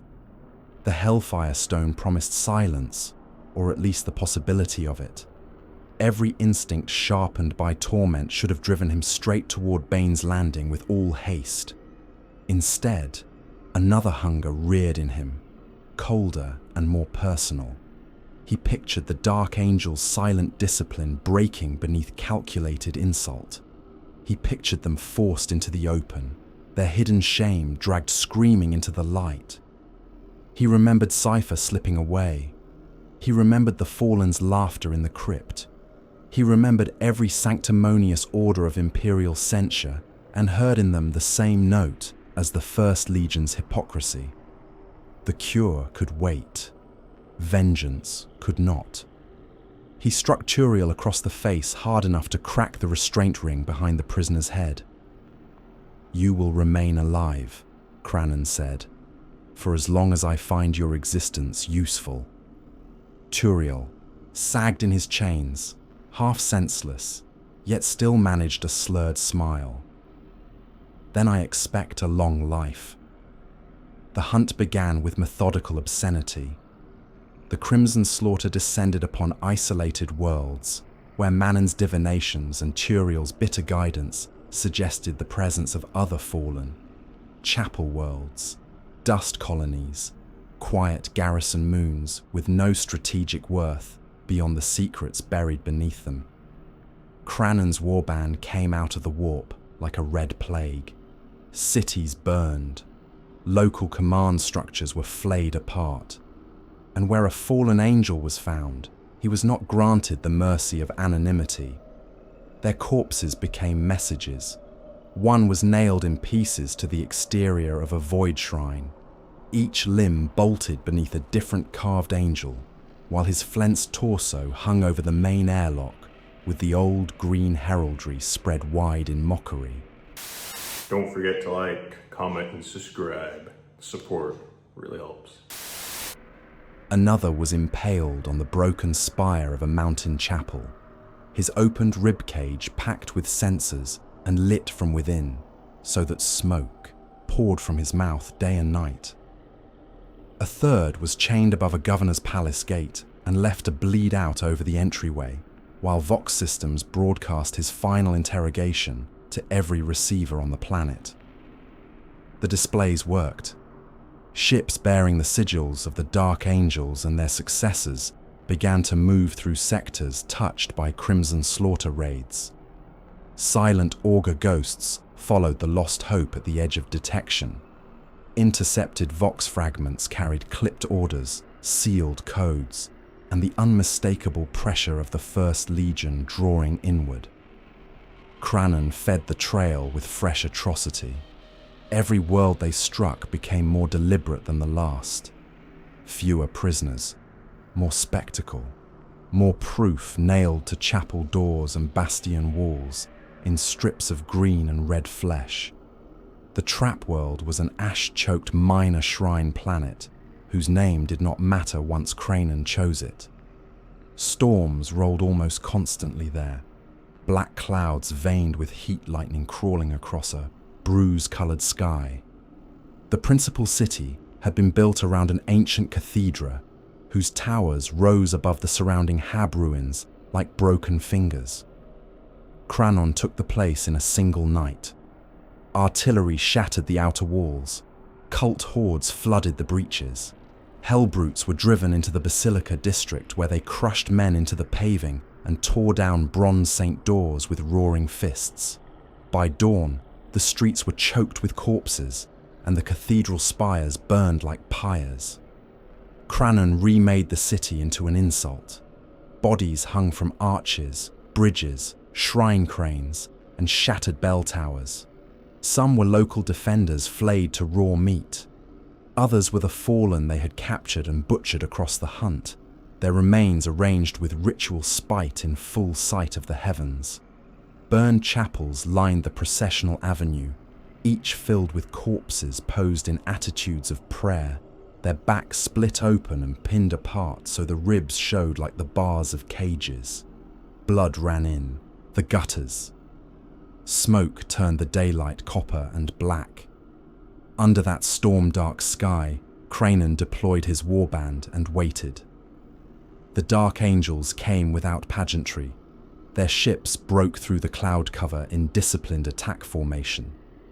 Thunderhawks descended through flak bursts and rising smoke, black-green hulls marked by winged swords and old, implacable wrath. Drop pods slammed into the plaza before the cathedra and burst open in rings of steam, revealing lines of First Legion warriors already firing. No challenge was issued, no demand for surrender, only execution, swift and severe. Kranon almost respected them for that. The battle that followed had none of the frothing abandon of lesser chaos hosts. It was hate in ordered forms. Fire lanes, interlocking kill zones, measured advances through corpse-filled streets. The Dark Angels moved like a sentence being carried out. Their bolters punched neat lanes through cult masses. Plasma fire reduced mutants and chosen alike to shrieking blue ruin. Veterans in bone-white plate spearheaded into the cathedral quarter, while black-armored brethren with sensor-breathing helms held the flanks and killed anything that moved. Kranon answered with equal precision. Havocs opened from concealed transept galleries and raked the landing zones. Raptors fell from smoke-wreathed roofs into the rear of the advancing lines, chain blades whining through neck seals and backpack housings.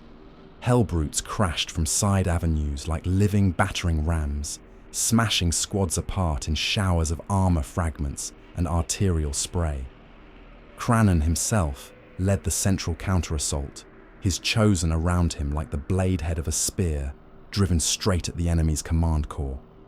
He killed without wasted fury. A sergeant of the 1st came at him with a power sword bright as caged lightning. Kranon caught the cut on his chainsword guard and shot the man through the eye lens. A veteran tried to take him from the left and lost both knees to a low backswing before Kranon split his helm open to the teeth. Another warrior fired point blank with a plasma pistol and burned half the flesh from one side of Kranon's gorget. But the Chaos Lord kept coming, seized the muzzle, and forced the weapon under its owner's chin before the next discharge blew skull and ceramite across the chapel wall behind him. Captain Zadakiel revealed himself on the cathedral steps, sword raised, issuing orders in the cold, clipped tones of the First Legion. He was everything Kranon had wanted the Dark Angels to send. Grim, disciplined, utterly certain of the righteousness of his silence. His command presence steadied the Loyalists at once. They tightened formation and drove back a cult tide that had nearly engulfed the lower square. Under Zadakiel's direction, a squad of veterans cut down one of Kranon's hellbrutes with disciplined melter fire, reducing the raging monster to a collapsing furnace of split plate and burning organs. Kranon marked him and changed the battle. "Morthen," he voxed, "take the left transept. Collapse it on his reserve." Hellick answered before Morthen could. "Already done."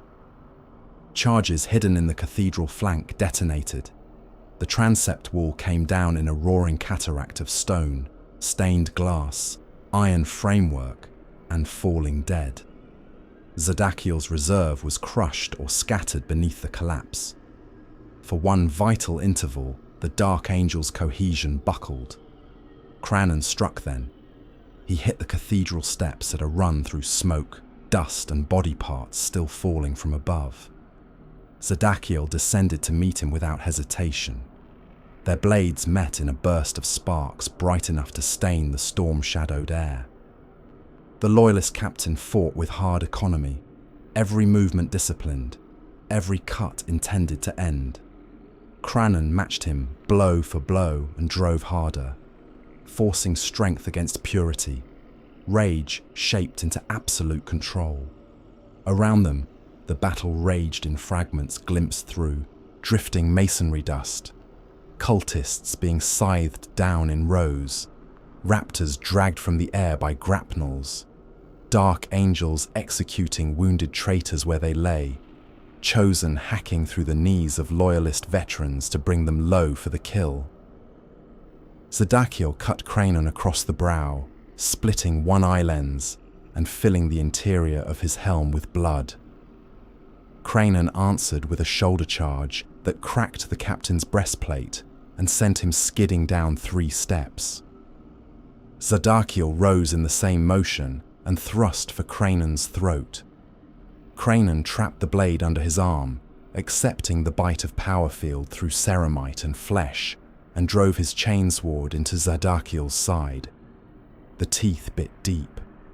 Zadakiel struck him twice in the chest with his free hand, point-blank shots from a bolt pistol that detonated against already damaged plate. Kranon felt ribs go. He held on. He leaned closer, visor to visor, while the chainsword chewed through ceramite, ribs, and both hearts. "You keep too many secrets," Kranon snarled. Then he ripped the blade up and out. Zadakiel's torso opened in a red ruin. Black-green armor peeled back. Bone shards and organ meat spilled steaming down the cathedral steps. The Loyalist captain remained standing for one impossible breath, sword still half raised. before Kranon took his head with a clean horizontal cut and sent it spinning into the blood-slick smoke. The effect on the Dark Angels was not panic. They were too disciplined for that.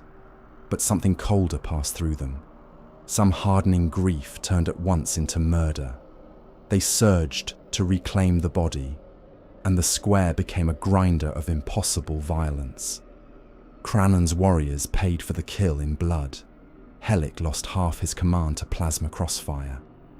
Morthon took a power sword through the abdomen and killed the wielder only after disemboweling him barehanded. Cultists died in their thousands, ripped apart by disciplined volleys until the paving stones became slick. Red mortar made from meat and ash. Even victory came to the Crimson Slaughter as a wound rather than a triumph. When at last the Dark Angels withdrew, taking what dead they could and burning what they could not, the city was a carcass split open beneath the storm.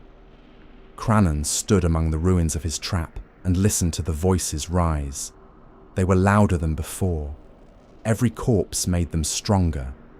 Every righteous kill, every mocked secret, every victory bought in brother blood and opened flesh only fed the choir in his skull. Around him, his surviving warriors staggered through the aftermath in the same burdened silence, some tearing the helmets from fallen loyalists and spitting curses into the dead visors, some simply standing motionless amid the carnage, as if too exhausted even for hatred. Manon found him on the cathedral steps beside Zadakiel's butchered remains. "You won," the sorcerer said. Kranon looked across the hanging dead, the burned chapels, the avenues, running with blood and rainwater. "No." Manon's gaze drifted to the severed loyalist head lying half-submerged nearby. "Yet they will remember this. So will the dead." He bent, seized Zadakiel's head by the hair still clinging beneath the gorget rim, and looked into the glassy eyes of a foe who had died keeping his master's lies. Turiel's bargain returned to him then with sudden clarity. Bane's landing, the Hellfire Stone, not vengeance, silence. Kranon cast the head into the fire consuming the cathedral doors. "Signal the fleet," he said. "Enough games. We go to Bane's landing." Manon bowed his head, though something unreadable moved behind his eyes in the firelight. As the storm broke fully above them and cold rain began to wash blood from the steps in thin pink streams, Kranon turned toward the waiting darkness of the void. He believed, in that moment, that he was done being led by fury. He believed he had chosen his path at last, and that the hunter within him had tightened his grip on the true prize. He did not yet understand how willingly he was walking where others wanted him to go. Bane's landing rose from the dark below, like the memory of a wound that had never truly closed. From orbit, it seemed a dead world scar made visible. The old settlement zones and reliquary districts clung to a blasted continent of black stone and iron-red dust. Their walls broken by wars so ancient that even the archives of the Imperium spoke of them in uncertain, devotional fragments. Cathedral keeps stood half-collapsed along canyons of cracked rock. Habitation sectors had sunk into their own foundations, creating whole districts of leaning towers and buried avenues. Great shrine complexes ringed the central plateau in concentric layers of bastions and pilgrim roads, all of it surrounded by the emptiness of a world that had forgotten mercy long before men arrived to worship upon it. Above that barren ruin, the fleet of the Crimson Slaughter hung in the void like a blade poised above a throat. Kranon stood upon the command deck of the Lost Hope and watched the world through a storm of tactical glyphs and blood-lit Auspex runes. The dead muttered in his helm. Not loudly, not yet. They were restless, expectant, swelling like a tide before impact. He welcomed their impatience because it mirrored his own. The Hellfire Stone lay below. He could feel its nearness now, not through any pious revelation, but through the malignant pressure gathering in the warp around Bane's landing. Something old slept beneath those ruins, something bound to blood, to sin, to the lingering stain of ancient betrayal. He had crossed too much darkness to stop one step short of silence. "All batteries," he said. "Open the world." The void answered with annihilation. Macro shells fell first, descending in bright arcs through the upper atmosphere, before they struck the outer bastions and defense silos in blossoms of white-orange ruin. Lancefire followed, burning lines across the surface that turned towers to vapor and opened trenches of molten stone through shrine roads older than most star systems still paying tithe. Torpedoes plunged into the central districts and erupted beneath them, hurling hab blocks and reliquary walls skyward in clouds of masonry, bone dust, and atomized flesh. Anti-air fire rose in desperate curtains from the surviving defense points, but the Crimson Slaughter Fleet drowned it beneath such sustained bombardment that the whole northern hemisphere seemed to flicker with warlight. Then the drops began. Cult landers screamed through the burning sky in their thousands, shedding wreckage and men alike as they descended into the inferno. Drop pods hammered into plazas, graveyards, and shattered processional routes with impacts that split stone and ruptured the buried dead. Warp storms crawled behind them, drawn down by Manon and his coven, black clouds lit from within by blood-coloured lightning. The winds changed. Ash swirled in cyclones. Rain began to fall, not water but warm red filth that streaked armour, shrine walls, and the faces of screaming defenders with the colour of fresh murder. Kranon descended in the first spearhead, his gunship cut low through smoke and flak, engines howling, hull shuddering as rounds burst against the plating. He stood in the assault bay with his chosen around him, the red lumen wash turning helms and weapons into silhouettes of slaughter. No prayer was spoken, no oath was needed. Every warrior there knew what waited below. A relic, a rite, a chance, however damned, that the endless choir of the dead might at last be made to choke into silence. The gunship touched down amid fire and broken statuary. The ramp slammed open and Kranon stepped into Bane's landing like a conqueror returning to a world that had insulted him by existing without his leave. The defenders waiting at the impact site were local garrison, troops stiffened by Dark Angel's watchers and militia fanatics armed with old Shrine Guard weapons. They opened fire before the smoke had cleared. Lass fire and bolt rounds hammered into the descending chosen. One warrior went down with the side of his helm blown open. Another took a missile into the chest and disappeared in a red-black cloud of armor fragments and organ slurry. Kranon did not slow. He fired on the move, his bolter punching fist-sized holes through torsos, exploding men against reliquary walls, blowing heads apart so that skull fragments and wet brain matter spattered saint carvings. He hit the first defensive line like a siege ram. His chainsword bit into the throat of a Shrine Guard officer and tore downward through gorget, sternum, and heart. Blood sheeted over his gauntlets. He kicked the corpse aside, caught a bayonet thrust on his vambrace, and crushed the attacker's face against a broken icon until teeth and eye fluid burst from the split skull. Around him, the Chosen advanced in hard discipline, cutting firing lanes through the defenders with point-blank volleys and short, efficient blade work. This was no raid, no mere terror strike. This was invasion. All across Bane's landing, the Crimson Slaughter drove inward. Cult hordes flooded Hab districts in tides of shrieking flesh, hellbrutes smashed through processional gates and turned chapel interiors into meat pits. Havocs established kill nests in the upper levels of shattered reliquary towers and raked the streets below with sustained fire until bodies clogged every avenue.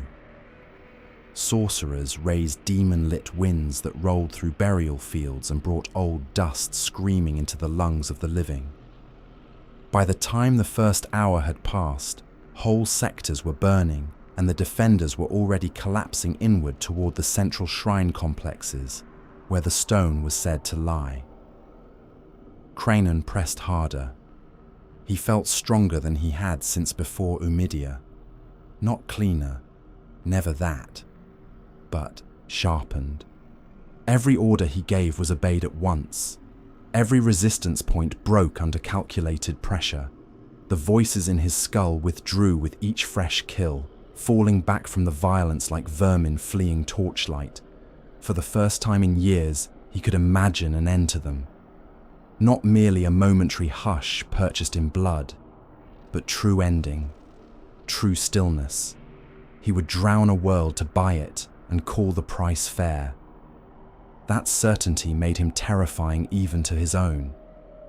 He led from the front through broken districts and shrine roads slick with gore, his warband clustering around him like fragments drawn into the gravity of a dead star. He took bastions by direct assault when orbital fire would have been simpler, because he needed the relic taken in his own shadow. He shattered bunker lines with melter charges, then entered the smoke before it cleared and butchered the survivors in choking dark. At one collapsed reliquary, he climbed a mound of his own dead to reach the defenders on the upper ledge, then cut them apart one by one with the patient force of an executioner, while their blood ran through the shattered saint heads at his feet. By the second day, they had their key. The Ravenwing sergeant was taken in the dust wastes beyond the western escarpment, where a Dark Angel's outrider force had tried to cut through the cult cordon and strike at Manon's ritual convoys. The battle had been swift and vicious. Bikes screamed over broken ground. Multi-melter bursts punched through cult tanks and sent them tumbling in sheets of burning fuel. Black armoured riders carved lanes through the lesser hordes with disciplined volleys, then broke into close action with chainswords and shock mauls. Kranon himself led the countercharge with raptors and chosen in jump-pack descent, hitting the Raven Wing from above amid ash, smoke, and tumbling wreckage. Sergeant Arian fought like the blade of a vow. He was dragged from his wrecked bike after killing 3 traitors and nearly taking Helic's head from his shoulders. His armor was black and dark green beneath dust and blood. His jaw had been broken in the crash.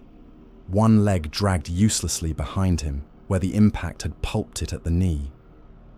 Yet when the chains closed around him and the crimson slaughter hauled him through the killing ground, he never begged, never cursed, never spoke a word that did not sound like judgment. They brought him before Kranon in the ruins of the central cathedra. The Hellfire Stone sat there on the broken altar of a chapel split open by ancient bombardment and recent shelling alike. It was smaller than many relics that had reshaped empires. A jagged black shard half buried in cracked plinth marble, its surface etched with fire-veined sigils that shifted subtly when no gaze held them steady. Around it, Manon and his coven had built a rite from butchered truth. Circles of blood ringed the altar in widening bands, each one fed by channels cut through the stone floor and replenished from hanging prisoners whose opened throats drained steadily into silver bowls. Broken saint statues had been toppled and arranged as witnesses. Their faces lay smashed in the gore. Incense burners swung from hooked chains above the ritual space, spilling fumes that smelled of hot copper, rot, and sanctified things burned in blasphemy. Arian was thrown to his knees at the edge of the innermost circle. He lifted his head slowly and looked first at the stone, then at Kranon, then at Manon. "You have come far," he said through blood. Kranon crouched before him. "Far enough." Arian's split lip twitched. "Not far enough to understand." Manon moved around them with measured calm, his sorcerers chanting low in warp-soured cant, while they drove ritual blades into the paving at cardinal points. Prisoners screamed from the chain rigs. One of them had already torn his own throat wider against the hooks in a failed effort to die faster. Another sobbed hymns to the Emperor until one of the coven cut his tongue out and left him to gurgle his prayer through the ruin. Kranon seized Arian by the gorget and drew him closer. "You are the final key," he said. "Your blood, your lineage, the old stain carried in your gene seed. You will open what your masters hid." Arian looked at him with a hatred so pure it had almost become calm. "We hide nothing from the worthy." Kranon laughed once darkly. "That is the voice of every liar who thinks his silence sacred." Before he could say more, the first alarm sounded. Not panic, not collapse, precision, dark angels counterattack. The Loyalists came through the ruined hab zones and reliquary avenues in perfect murderous order, their timing exact enough that Kranon knew at once this had never been merely a defensive rally. They had waited. They had let him gather his strength around the stone. They had measured the approach and chosen the instant when disruption would cost the most. Thunderhawks screamed low over the Cathedra district and disgorged veterans directly into the upper ruins. Drop pods hammered into the adjacent plazas. Tactical lines formed in smoke and dust before the pod doors had fully blasted free. Plasma fire stitched blue-white death through cult masses. Missile teams took the ritual perimeter apart section by section. Ravenwing survivors burst through the western breach in a fresh strike. Black bikes fishtailing through blood and rubble, while their guns stitched disciplined execution through the outer sentries. The city became a close-quarters slaughterhouse. Kranon rose at once and issued his orders in a voice like a breaking blade. "Morthon, hold the north transept. Helic, drive them from the outer circles. Manon, continue." He left the ritual space with Arian still bound beside the stone and went to meet the attack in person. The battle in the hab zones was a maze of burning rooms, collapsed walls and stairwells clogged with dead. Dark Angel's veterans advanced in locked discipline through corridors where cult bodies already carpeted the deck. They fired in measured bursts, each shot killing, each movement feeding the next. Kranon hit them from a side chapel breach with his chosen and tore the formation open. His chains ward gutted the first veteran from hip to neck. He shot the second through the breastplate at arm's length, the round detonating lungs and spine into a spray that painted the wall behind them. A third came at him with a power maul and was faster than expected, the weapon cracking across Kranon's shoulder hard enough to numb the whole arm. Kranon caught the backswing, tore the warrior inward, and bit half his face away with a bolt round through the mouth. Elsewhere, the warband bled badly. The Dark Angels moved like knives wielded by a patient murderer. They gave no ground cheaply. They killed cultists in sheaves, then cut down the Astartes, driving them forward. One crimson slaughter. Champion vanished beneath a storm of plasma fire and emerged only as a burning skeleton inside softening ceramite. A hellbrute forced into the eastern breach by whip and goad managed to smash 6 loyalists apart before Melterfire opened its sarcophagus and cooked the maddened occupant into a slurry that leaked from the seams. Kranon forced the momentum back through sheer violence and force of presence. He moved from kill zone to kill zone, plugging breaches with bodies, leading countercharges himself, taking the heads of loyalist sergeants and hurling them into their own lines. In one shattered reliquary aisle, He fought 3 veterans at once among the broken remains of St. Icons. One lost both hands at the wrist. One had his spine opened through the abdomen when Kranon drove the chain blade through from the front and tore upward. The third he killed by lifting bodily and breaking across a fallen altar slab until plate, ribs, and both hearts burst together. By the time he cut his way back toward the ritual chamber, the cathedral quarter was a vision of hell-made material. Broken statues burned, prisoners hung disemboweled from chain rigs, now swaying in the shockwaves of nearby detonations. Loyalist and traitor dead lay in drifts. Blood had pooled so deeply in places that boots sank to the ankle in it, leaving eddies of red when men moved through. And still Manon chanted. The coven held the inner circle at terrible cost. Sorcerers bled from eyes, mouths, and ears as they pulled the rite toward completion.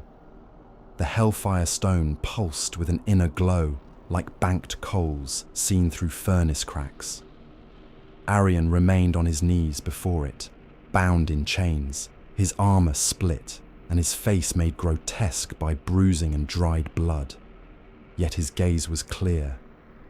Kranon crossed the last of the distance and stood over him. "It ends now," he said. He drew his ritual blade. The voices in his skull had gone so faint he could barely hear them. For that alone he would have slaughtered every living thing on Bane's landing and counted the world cheap. Manon's chanting rose. The stone brightened. The blood circles around the altar began to boil and steam. Prisoners screamed with a new pitch, the sound of souls feeling themselves tugged towards some abyss older than language. Kranon seized Arion by the hair and forced his head back, exposing the throat. That was when the Raven-Wing sergeant smiled. It was a small thing, a split-lipped, ruined expression, but it struck Kranon harder than any blade. Arion twisted with sudden violence, far too fast for a man so damaged, not toward freedom, toward death. He slammed his bound body forward and down, driving the broken edge of his gorget into the exposed ritual spike at the base of the altar. Metal punched through soft tissue. The shard of sharpened iron entered beneath his jaw and tore upward into the brain. Blood erupted over the stone. Wrong blood, wrong death. Chosen by the victim, not the sacrifice. Arion shuddered once, looked up at Kranon with dying hatred and final triumph, and went slack. For one impossible instant, nothing happened. Then everything did. The hellfire stone screamed, not aloud, in the warp, in the marrow, in the place where memory and soul are stitched together. The blood circles detonated outward in a wave of psychic force that peeled flesh from faces and burst mortal bodies like overripe fruit. Sorcerers exploded into curtains of gore and burning nerve matter. Chain rigs snapped, dropping the half-dead prisoners into the boiling glyphs, where they spasmed and came apart in red foam. Broken saint statues lifted from the floor and smashed themselves against the walls, as if trying to escape what had been called up and then denied. Kranon was thrown across the chamber hard enough to crater the paving beneath him. The whole cathedra shook. Warp light flooded through the roofless vaults in sheets of crimson and black. Men on both sides went blind, mad, or simply burst where they stood. Loyalist veterans in the outer aisle clawed at their helms as the dead seemed to pour from the walls around them. Chosen fired into hallucinations and hit one another. Cult hordes fled in every direction, trampling their own underfoot, only to be cut apart by loyalists equally lost in the backlash. A vortex opened above the altar for the span of a few heartbeats, revealing something vast and horned pressing against reality from the far side before the rite's failure snapped it shut in a shower of blood rain and shattered masonry. Kranon rose through the chaos. The voices had vanished, not quieted, gone. For 3 breaths, he knew a clarity so profound it felt like blasphemy against his own existence. No whispers, no accusations, no dead priests or militia or fallen brothers breathing in his ears. Only the sound of battle, of collapsing stone, of men dying in the dark. The silence struck him like cold sunlight, and in that impossible stillness, he saw the chain, not iron, pattern, Umidia, the censure, the eye, the mutinies that had hardened him, Bile's bargain, Turiel's capture, the taunting trail of the fallen, the old records, Bane's landing. At every stage he had believed himself the hand upon the hilt. Yet something had leaned upon each choice. Something in the warp had nudged anger toward vengeance, vengeance toward ritual, ritual toward slaughter. Not controlling him. That would have been cleaner, guiding, feeding, leading him from one blood-soaked threshold to the next. His eyes found Manon across the wreckage. The sorcerer was alive, though barely. Half his face had been flensed raw by the backlash. Blood streamed from both eyes in steady runnels. Yet he was struggling to rise, one hand still stretched toward the stone, not in horror, but in yearning. Kranon understood then that whether Manon knew it or not, he was part of the chain. "Retreat!" Morthen voxed through layers of static and screams. "The loyalists are regrouping. We cannot hold." Kranon tore his gaze from Manon and rejoined the killing with renewed savagery. The clarity was already fading. The first distant whispers of the dead were returning at the edges of his hearing. He carved a path out of the collapsing cathedra through dark angels and his own panicked cultists alike, killing whatever blocked the withdrawal. A loyalist veteran tried to bar the breach and lost his head. A traitor thrall stumbled into Kranon's path, babbling nonsense about angels in the walls, and was split open from collar to groin, without the Lord even breaking stride. Helic gathered what remained of the chosen. Morthen held the rear through a storm of bolter fire and falling stone. The Crimson Slaughter ripped themselves free of the trap in ragged, blood-drenched fragments and clawed their way back to extraction zones under the guns of their ships. Only once the gunship ramp sealed and Bane's landing dropped away beneath them did Kranon allow himself to be still. He stood in the hold, dripping blood that belonged to a dozen dead men, and listened as the voices came back in force, hissing names, weeping accusations, laughing at the brief hope they had let him taste. Around him, the surviving warriors sat in stunned silence or pressed shaking gauntlets against damaged helms. No one spoke. The failure hung among them like the stink of opened guts. Manon entered the hold last, assisted by 2 thralls who left him the moment Kranon turned. The sorcerer straightened slowly despite his wounds. The half-flayed side of his face glistened wetly in the red light. He opened his mouth to speak. Kranon stepped toward him until they were almost helm to ruined face. The voices crowded close between them. "You led me here," Kranon said. Manon's expression did not change, but something moved very carefully behind his eyes. "I offered a path laid by whose hand?" The sorcerer bled onto the deck and said, "Nothing." Kranon looked at him for a long moment, then beyond him, as if he might see through flesh, through armor, through steel and warp haze, to the hidden intelligence that had begun to tighten its grip around his throat. When he finally spoke again, his voice was low and murderous. "I will find the hand behind this chain," he said, "and when I do, I will tear it from the arm." Newark was a white wound beneath a dead sun, an ice world lashed by killing wind and crowned with fortress keeps cut into glacial stone. Kranon chose it because survival had ceased to be a question of glory. The warband needed stable gene seed. It needed fresh stock for implantation, pure enough to endure what Bile's vats and the warp had not yet ruined. More than that, Kranon wanted blood payment from the sons of the First. Bane's landing had failed him. The Hellfire Stone had denied him silence. The dead had returned to his helm, shrieking louder than before, and beneath their endless chorus he could hear another truth gnawing at him like rust through steel. The Dark Angels had taken from him. Cypher had escaped him. Their hidden war had made mockery of his certainty. He would answer by carving flesh and legacy from their own hidden preserves.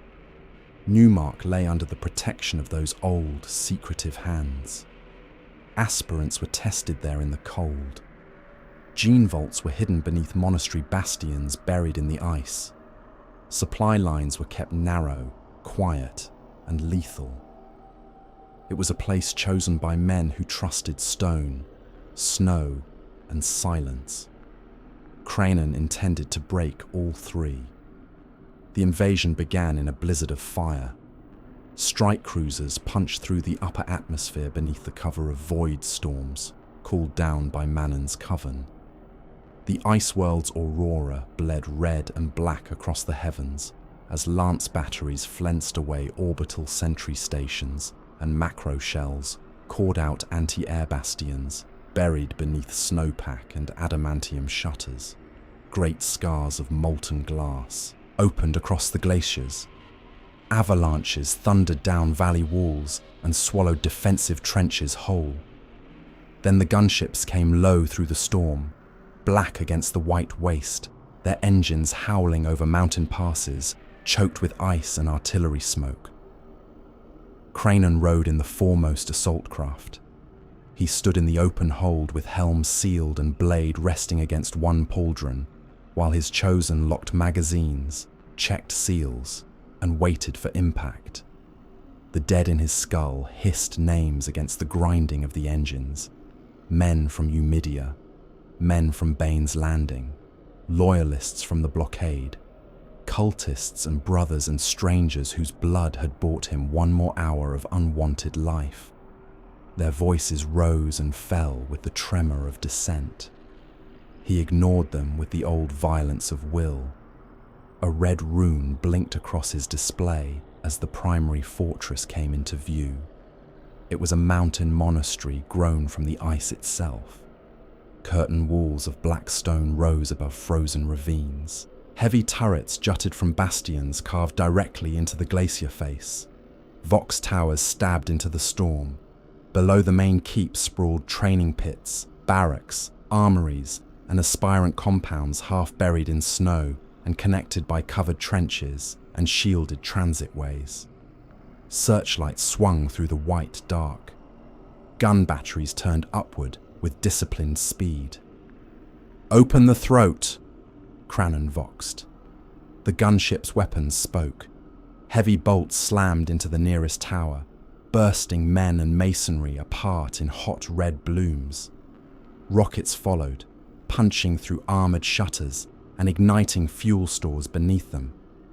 The outer wall vanished behind smoke, tumbling ice, and the spinning bodies of defenders torn into ruin. The assault ramp dropped before the craft had fully settled. Cold hit like a blade. Wind screamed across the landing zone, carrying stinging shards of snow, ash, and pulverized flesh. Kranon charged into it, as if into a lesser enemy. The defenders on the wall line were already firing, disciplined bursts of bolter and lasfire cutting through the white. One of his chosen lost the side of his chest to a crack detonation and collapsed, spilling black-red meat over the snow. Another was hit in the throat seal and went down clutching at a spray of blood that froze almost as soon as it touched the ground. Kranon reached the breach first. He mounted the shattered wall in 3 strides and crashed into the defenders atop it. The first wore the heraldry of a fortress guard officer and raised a power sword in a 2-handed cut meant to take Kranon at the neck. Kranon caught the blow on his chainsword guard, drove his boot into the man's knee hard enough to reverse the joint with a wet crack through armor. then fired his bolt pistol into the officer's face. The head burst apart in a red-grey cloud that blew backward across the parapet. The next defender tried to thrust a bayonet into the seam beneath Kranon's arm. Kranon caught the haft, tore the man forward, and sawed the chainsword through his torso from shoulder to ribs, opening him into a steaming cavity of organs and broken bone. The wall line died under the weight of the assault. Crimson Slaughter Warriors stormed over the breach and butchered every defender they found, their boots churning white drifts pink, then red, then black with old freezing blood. Mortals fled into the trenchworks below only to be cut down by raking fire from havocs, taking station on the breached curtain wall. Cult levies surged through the gaps, shrieking praises to powers they barely understood, trampling the wounded and hacking apart the living with axes, hooks, and rusted blades. Hellbrutes were unleashed into the lower compounds, lumbering through drifts and barricades alike, smashing bunkers open and scooping screaming defenders from firing ports to pulp them against the ice. Kranon did not let the battle dissolve into mere frenzy. He directed it with cold intelligence even at the height of slaughter. He ordered the aspirant pens seized intact before bombardment could destroy them. He sent Morthen to cut the transit lines between the outer barracks and the vault sectors. Hellick drove a spearhead into the monastery's rear generator galleries, taking the power grid by force and leaving the fortress blind just as the inner gates came under assault. Kranon himself led the thrust toward the gene vaults, cutting through the monastery heart where the hardest resistance waited. The blizzard swallowed distance and sound alike. Whole kill teams emerged from the white only at the instant of impact, their dark plate rimed with frost, bolters flaring orange against the gale. Kranon fought through chapel corridors lined with ice-furred statues and aspirant dormitories where boys too young for war cowered behind priests and wardens. Some snatched up training blades and charged in the desperate courage of the doomed. It made no difference. Bolter shells burst them against stone. Chainswords flung their pieces down corridors lit by failing lumen strips. Blood steamed upon the cold flagstones, then crusted dark. In the aspirant yards outside, the snow became a butcher's field. Half-trained youths ran from shattered barracks into the storm and were hunted down between razor wire lines and shattered target pylons. Some froze where they fell, some bled out hot and smoking onto the drifts. The cold preserved them in attitudes of terror and defiance, rows of young dead with frost building in their open eyes. The gene vault was buried deep beneath the keep in a chamber of vault doors, purity seals, and temperature-controlled caskets stacked like treasure hoards of flesh. The defenders there were Astartes at last. Not many, but enough to turn the approach into a slaughter tunnel. Dark angels and their kin held the corridor mouths with the hard silence of executioners. Their volleys came disciplined and merciless, shells punching through cult fodder in chunks, detonating bodies against the walls, painting the white stone with ribbons of hot meat. A hellbrute forced into the lead lost both arms to concentrated melter fire before it could cross the threshold. It still charged, bellowing through static and madness, and died when a plasma burst cored its sarcophagus and turned the flesh within to boiling slurry. Kranon met the loyalists in the breach. He charged through fire that would have cut lesser things in half and hit the foremost line with such force that one veteran was driven bodily into the vault door behind him, ribs caving inward with the impact. Kranon split another from collar to sternum, then tore his blade free through the ribs in a wash of dark blood and frozen lung foam. A sergeant came at him with a power mace, striking low and hard enough to fracture Kranon's thigh plate. Kranon took the blow, stepped inside the second swing, and bit through the man's forearm with the chain blade before smashing his broken stump into his own mouth. Teeth and blood burst from the back of the loyalist's helm. Kranon seized him by the gorget and hurled the body into the next defender, tangling them just long enough for Morthen to cut both apart with two brutal, economical blows. The corridor became a red cave of smoke, sparks, and pulverized flesh. When the last of the defenders fell, Kranon ordered the vault opened. Its keepers had locked it by layered gene code and sacramental cipher. Manon tore the machine's spirit open with whispered blasphemies, while tech thralls hammered override spikes into its housing. The seals parted at last with a hiss of freezing vapor. Inside lay row upon row of preserved gene seed caskets, chapter stock stolen out of time and pain and death's reach. Kranon looked upon them as a starving beast looks upon a field of warm flesh. "Take everything," he said. The plunder was swift and brutal. Apothecaries and thralls stripped the vault bare under armed guard while outside the fortress finished dying. What resistance remained was put to the sword. Officers were nailed head down from the battlements. The chief gene warden was flayed in his own archive chamber and left hanging over a burned console so his blood dripped onto the empty inventory slates. Kranon took the keep, the stock, and the world's pride in one blow, proving again that even ruin had not stripped him of strategic genius. Cruelty and calculation still sat easily side by side within him. The truth about Manon tore loose in the aftermath.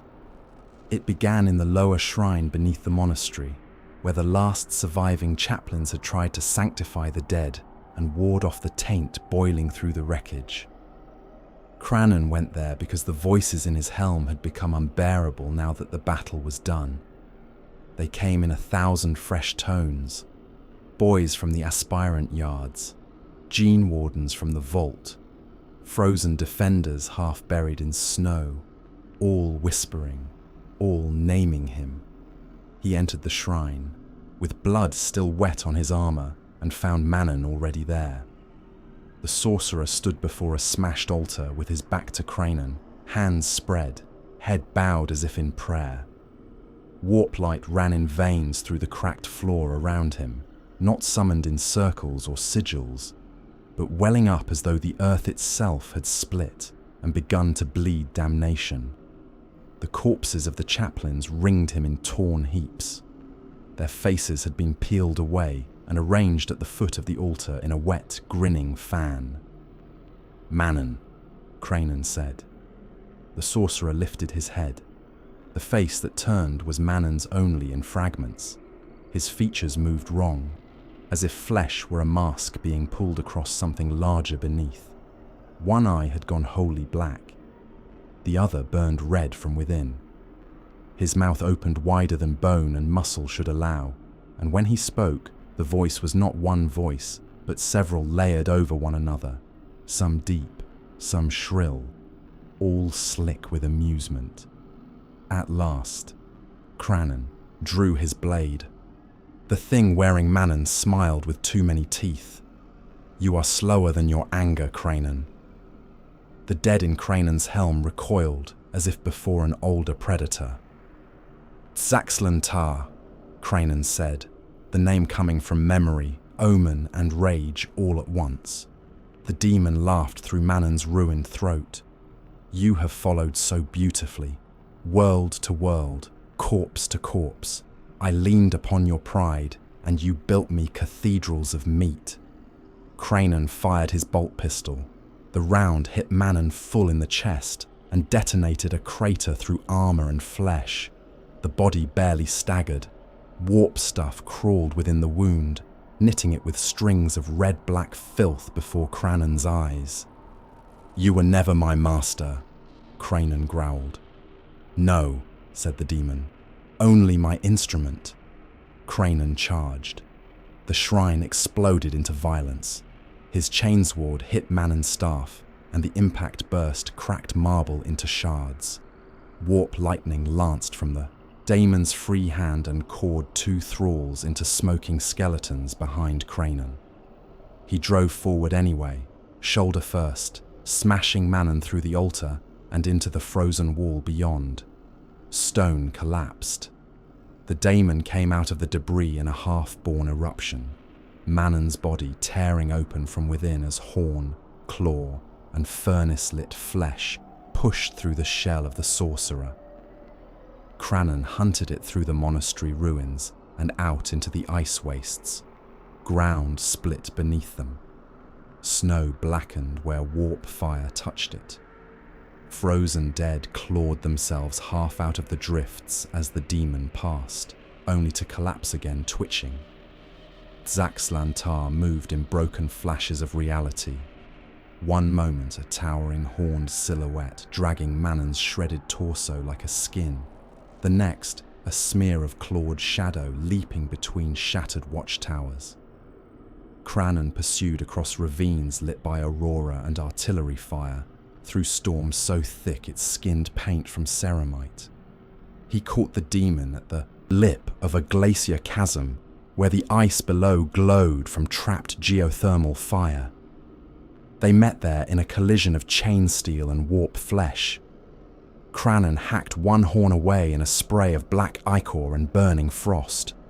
The demon's claw opened his shoulder to the bone and sent him reeling knee-deep into bloody snow. Kranon rose and drove the chain blade deep into the thing's side, chewing through layers of corrupted muscle and impossible organs that screamed as they died. Zaxlantar shrieked with Manon's voice and 100 others. Warp flames spilled from its mouth. It struck Kranon across the helm and split one eye lens. The world went red and white. He wounded it. He did not finish it. The demon hurled itself backward into the chasm, dragging shadow and screaming aurora after it. The ice cracked, and half the shelf came down in a thunder of white death. Kranon was buried to the waist, hauled free by his warriors moments later, and all they found below was shattered ice, black blood, and the stink of something ancient retreating into deeper dark. The escape fed his fury into something colder than wrath. They had barely withdrawn from Newark's corpse when the dark angels cornered him. The pursuit stretched across void lanes and dead systems until it narrowed at last upon a nameless moon, circling a dead mining world, a place of crater plains and old extraction pits, where no life should have endured and none did. Kranon chose it for the stand because choice was all that remained to men being hunted. The surface was broken stone and dust, lit by a thin cold star. The remnants of forgotten machinery jutted from the regolith like ribs from an opened corpse. There the Crimson Slaughter made their stand among craters and ruined drill towers, while their ships bled and burned in orbit above. Balthazar came for him through gunsmoke and moondust. The Dark Angel was everything Kranon hated about the first made flesh, severe, relentless, armor dark and, scarred by long war, yet worn with that same infuriating certainty, the loyal sons of the Lion all seemed to drink with their first blood. He crossed the battlefield not with theatrical challenge, but with the simple, murderous purpose of a man who had already decided the ending, and now came only to enforce it. Kranon met him among the wreckage of a collapsed extractor shrine, while around them the warband died by inches. Their duel was not swift. It was labor. It was 2 old hatreds beating against one another until both ran red. Balthazar struck first with a power sword that carved blue-white arcs through the dust. Kranon caught the opening cut on his chainsword, and the impact jarred both arms numb. He answered with a shoulder crash that would have flattened a dreadnought's lesser kin. Balthazar gave ground one step and no more, turning the force aside and smashing his pommel into Kranon's broken helm, hard enough to burst another lens. Kranon slashed for the throat. Balthazar parried. Sparks burned in the thin air around them. They circled through crater dust, boots leaving dark marks where blood from previous wounds dripped onto the moon's dead skin. They spoke little at first. They did not need words to know what stood before them. Balthazar cut Kranon across the abdomen, splitting plate and opening a hot spill inside the armor. Kranon took the wound, closed, and rammed his blade into the Dark Angel's side. The power field along Balthazar's sword snarled down and bit into Kranon's left forearm, even as the chain blade bit through ribs. Both men tore free, trailing blood. "You are a disease," Balthazar said. Kranon spat red onto the dust. "And you are a coward in a hooded lie." They crashed together again. Plate broke. Seals burst. The fight dragged through the wreckage by brutal increments, each man refusing the fall that would have ended lesser warriors thrice over. Balthazar's blade carved a line through Kranon's gorget and opened the flesh beneath. Kranon answered by smashing the pommel of his chainsword through the loyalist's cheek guard and half the face under it. Balthazar staggered, recovered, and drove his knee into Kranon's ruined thigh, dropping him to one knee. Kranon chopped low and took a slice from the Dark Angel's calf, nearly toppling him. They rose and fell and rose again in a rhythm of hatred, speaking their vows through blood-choked breaths. "For Newark," Balthazar snarled. "For every hidden corpse you buried beneath your honor," Kranon answered. The end came ugly. Kranon's chainsword finally shattered at the midpoint under one too many power field impacts, its teeth spinning away into the dust in a whining shower. He drew his side blade in the same motion and drove it toward Balthazar's throat. The loyalist caught the wrist, twisted, and broke the blade arm at the elbow, with a crack Kranon felt in both hearts. The knife fell. Balthazar struck him across the face, with the sword hilt, then again, then drove the energized blade through Kranon's shoulder and into the wreckage behind him, pinning him for a heartbeat. Kranon tore free at the cost of meat and bone. He lunged bare-handed, seized Balthazar by the gorget, and tried to drag him into the killing bite of a broken chain blade stump. Balthazar rammed the power sword under Kranon's jaw. For one instant they were face to face, both drenched in blood, both breathing in ragged machine-hissed bursts. "You should have stayed dead with your chapter," Balthazar said. Then he cut. The blade went through neck, vertebrae, and the last stubborn cords of flesh in a flare of blue-white ruin. Kranon's world turned. He saw the moon tilt. He saw his own body fall to one side in a black-red gush. He saw Balthazar stoop amid the crater dust, one gauntleted hand reaching down through drifting smoke. Then there was nothing but darkness and the distant sound of the dead. The Imperium would have celebrated such an ending. A traitor lord brought low, his head taken as trophy, his warband scattered. Balthazar bore the severed helm and what remained within it away from the moon, and no man of the Crimson Slaughter who survived that day could say with certainty what followed. Some swore the body twitched long after the head was gone. Some said the dead gathered around it in a whispering storm no auspex could read. Some said servants of Bile moved through the aftermath like grave robbers beneath shellfire and took more than gene seed from the field. Others muttered that the eye itself had grown possessive of Kranon and would not relinquish him even to such a death. Whatever the truth, it was no miracle. When Sevastus Kranon returned to the stage of war, he returned wrong. He stood once more upon the deck of the Lost Hope, with a seam like a pale brand buried deep beneath the gorget rim, and scars that mapped his body like old campaign routes burned into flesh. One eye had been replaced by a lens darker than midnight oil. His voice had grown rougher, as if forced through a throat that remembered being opened.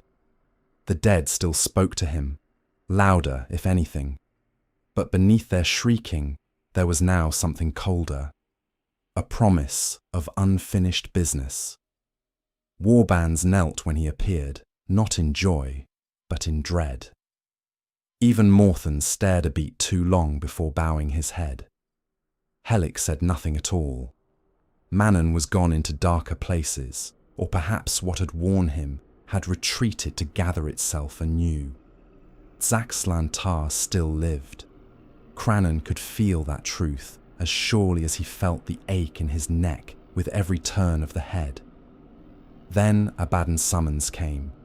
It arrived not as a plea, nor even as an order, but as a simple, undeniable fact borne on black-armoured envoys and warp-sealed vox from the wider mustering storm of the Long War. The Warmaster was gathering blades for a greater ruin. Worlds would burn, sectors would crack, every warlord with strength enough to matter was being weighed and called. Kranon heard the summons in silence. At last he looked up from the hololithic sigils of mustering fleets and spoke through the whispers of the dead. "I will answer." No man in the chamber moved.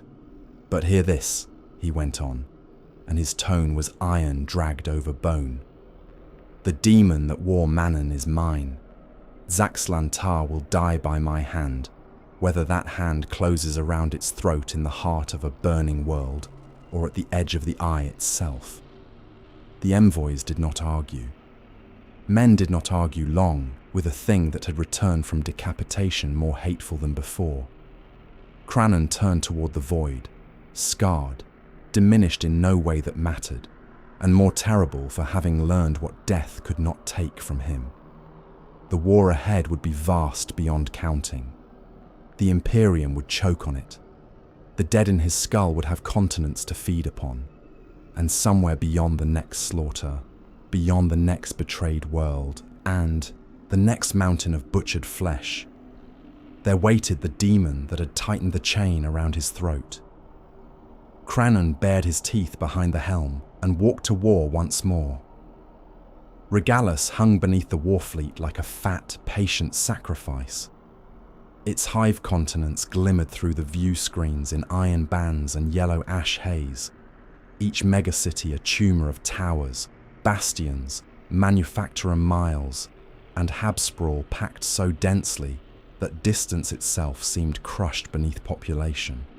Orbital auspex painted the world in layered wounds, defense monitors in high anchor, macro battery citadels buried beneath the outer ash plains, void shields layered over the principal hives, trench systems spanning horizons, armoured columns moving in continent-long files, millions under arms before the first true descent, billions behind them, billions more sealed in habstacks, shrine wards, transit warrens, and labour sinks, waiting to become part of the same scream.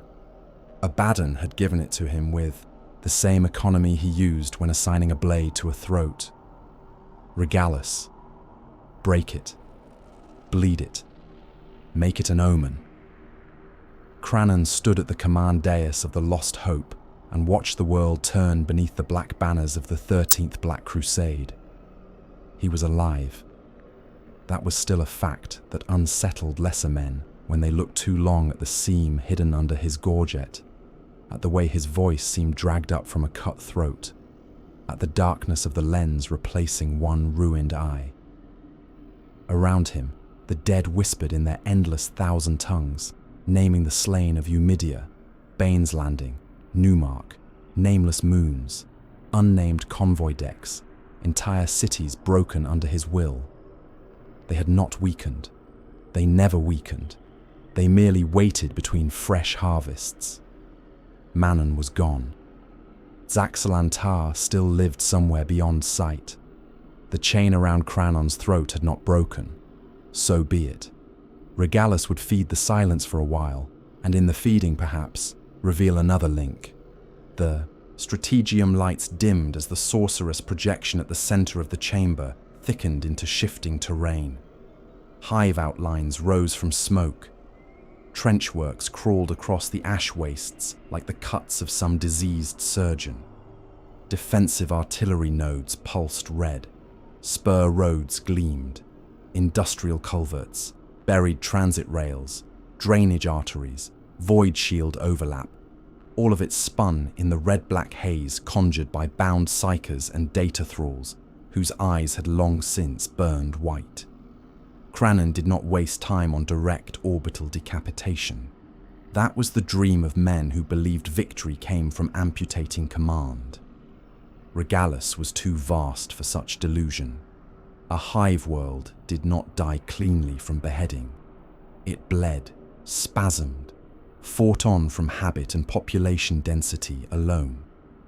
To take it properly, he would open it at the limbs and let terror race inward with the blood. Drasnisht stood at the edge of the tactical haze, broad in Baroque warplate, his voice a scrape of iron over old scars. He had risen high within the warband by understanding what many brutes did not. The mortal tide mattered, not for glory, not for honor, for geometry, for timing, for the simple arithmetic of how many bodies it took to drown a gun line long enough for the real killers to arrive.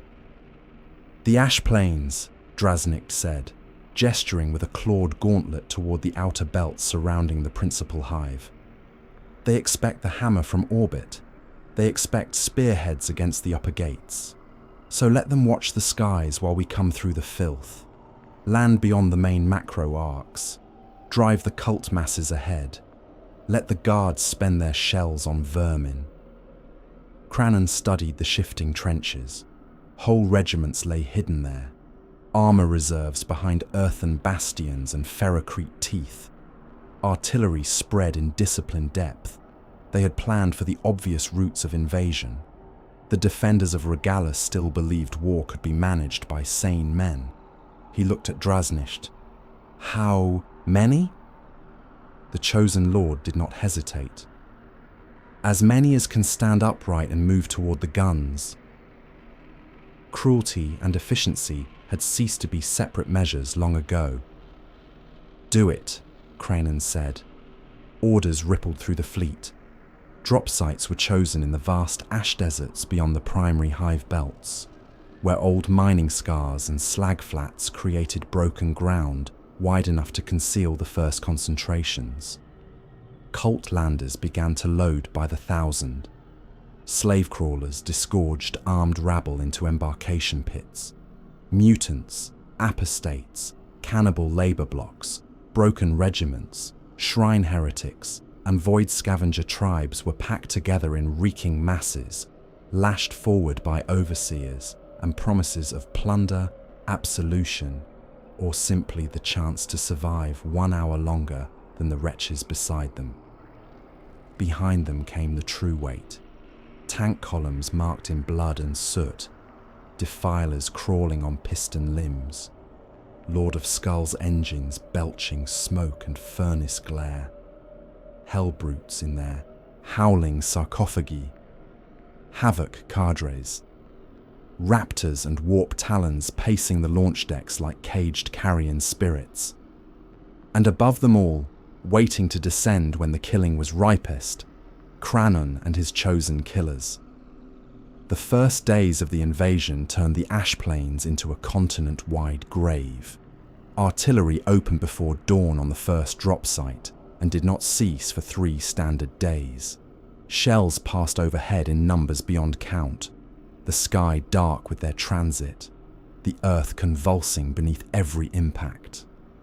Imperial Guard trench lines vanished into smoke and reappeared only as silhouettes of wire, shattered parapets, and men running while on fire. Basilisks and Earthshaker batteries answered from hidden revetments, blowing cult columns apart in sheets of red mud and pulverized bone. Mortar storms churned the ash into storms of black grit mixed with lung tissue and human teeth. Battle tanks pushed through the haze, firing into point-blank masses so dense that each shell carved corridors through flesh. Drasnicht's counsel proved its worth in blood. The cultist screens advanced first, millions driven toward the trenches in shrieking waves. They carried stolen rifles, chain hooks, mining drills, butcher tools, and icons hammered together from scavenged shrine brass and human vertebrae. They died by the 1,000 and then by the 10,000. Whole fronts vanished under sustained heavy bolter fire. Men were torn in half and trampled by those behind. Limbs cartwheeled through the ash. Torsos burst under artillery. Some reached the wire and hung there screaming, impaled and twitching, until the next wave climbed over them. Others detonated mines with their own bodies, clearing paths of meat and blood for those behind. Kranon watched from the second line until the Imperial batteries had exhausted their first fury. Only then did he unleash the engines. Defilers surged through the drifting smoke, battle cannon fire smashing bunkers flat before their scything limbs tore open trench mouths. Lord of Skull's engines rolled like mobile altars of murder, their demon-bound guns vomiting streams of fire and shells large enough to pulp whole squads in single impacts. Havocs took position in crater lines and ruined ore towers, stitching the parapets with sustained fire until no head could rise without bursting. Hellbrutes were driven forward in chains and shock prods, then loosed at the final distance. They slammed into the first barricades with the force of meteor strikes, tearing ferrocrete blocks apart with claw and fist, scooping guardsmen from firing steps and smashing them against revetments until bone and armor slurry ran down the walls. The curse itself marched with them. It had happened before in fragments. On Regalas, it became a weapon. The dead around the Crimson Slaughter pressed outward into the war like a contagion of grief and terror. Defenders in the front trenches heard familiar voices through the bombardment. A dead son calling from the wire. A commissar hearing the mother he had watched die in a bombardment decades earlier. Tank crews swearing that faces looked in through the vision slits from the smoke outside, faces that should have been buried on other worlds, under other names. Men turned from the line to answer whispers at their backs, and found only shadow. Others opened fire on empty dugouts because they could hear their own dead pleading from within. Panic rippled through some sectors before the traitors had even crossed no man's land. Kranon felt it happen and did not question it. The dead clung to him and to his warband, and if their accusation now curdled into fear within Imperial ranks, that too was useful. He descended into the thickest killing like a butcher priest, leading some obscene sacrament.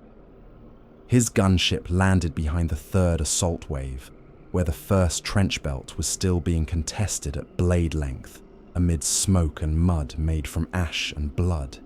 He strode out into a shell-hole field, filled with pieces of men. A guardsman without legs tried to crawl away over his own intestines, and Kranon crushed the skull beneath one boot without even looking down.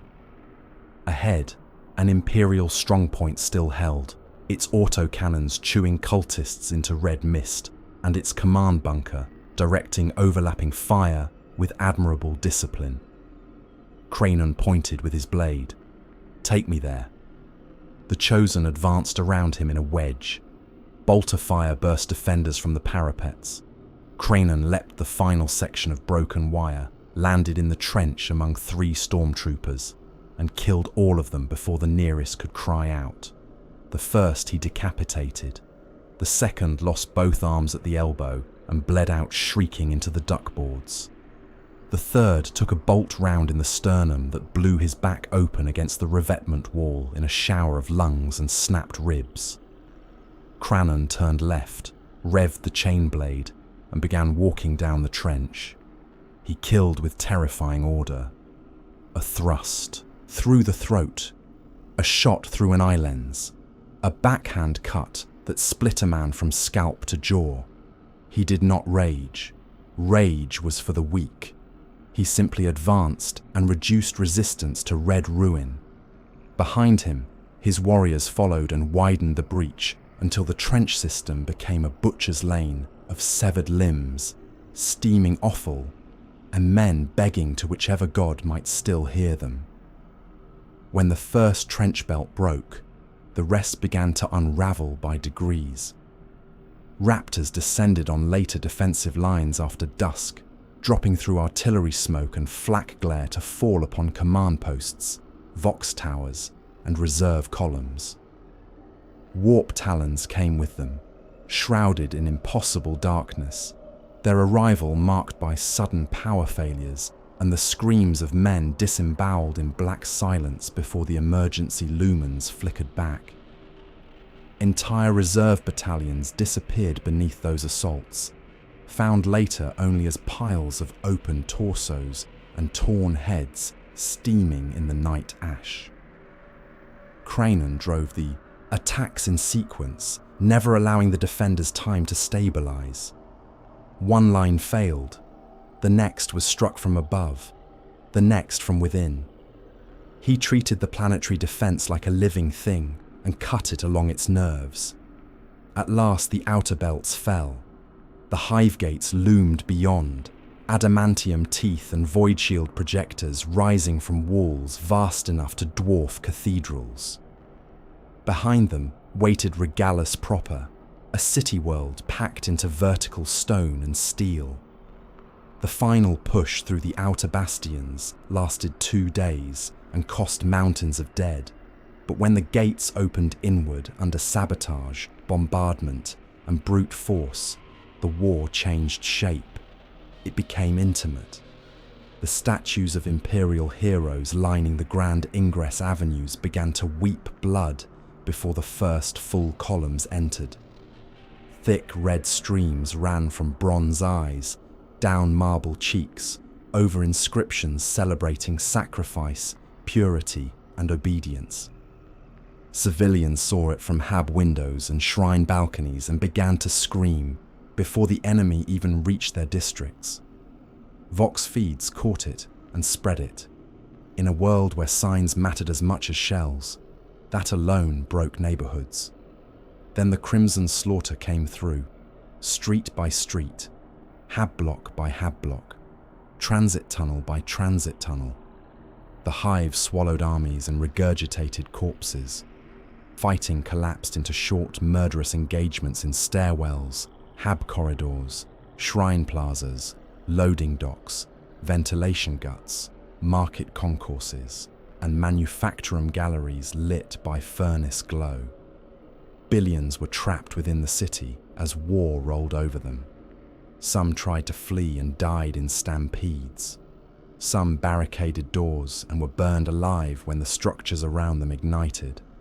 Some armed themselves and joined militia knots that Kranon's warriors erased with contemptuous efficiency. He ordered the worst horrors committed in full public sight, not as indulgence, not merely that, as message.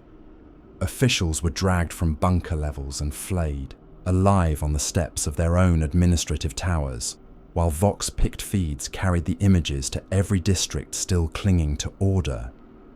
Enforcer chiefs were nailed to hab facades with their own shock mauls hammered through wrists and throats. Shrine processions were forced at gunpoint through streets knee-deep in corpses. Their chants broadcast over captured channels until the final moment when hellbrutes tore through the columns and reduced clergy and penitent alike to torn meat. At one major junction, Kranon ordered a whole transit station filled with captured officers, then sealed and set alight, while the station vox replayed their prayers and screams on every emergency frequency in the hive. Fear travelled faster than any assault column. That was the point. He wanted worlds beyond Regalas to hear what happened here. He wanted officers on other planets to imagine blood running from statue eyes and know that the crimson slaughter were part of the storm descending with Abaddon's will. He wanted terror to outrun the ships, and still, he fought at the front. In the lower manufactorum quarters, he led a breach into a final concentration of Kasserkin-equivalent stormtroops, and household guard veterans. They held a gantry maze over reactor pits and fought with the numb courage of men already dead. Kranon crossed the catwalks under las fire and grenade bursts, boots ringing on metal slick with blood and machine oil. He took a power spear through the flank and tore the weapon free while dragging its wielder into the reactor shaft. He broke a sergeant's back over a handrail and cast the body down into the machinery below. He shot one officer through the jaw and another through the groin, leaving the latter to bleed and scream into the open vox until the defender's discipline finally cracked. By the 7th day inside the hive, organized resistance had become scattered defiance. By the 10th, Regalas was his. The world burned from pole to pole. The ash plains outside were carpeted in corpses visible from low orbit as dark red stains stretching across horizons. The trench belts had become open graves filled with half-submerged dead and wrecked armor. The hive itself vented smoke from 10,000 wounds.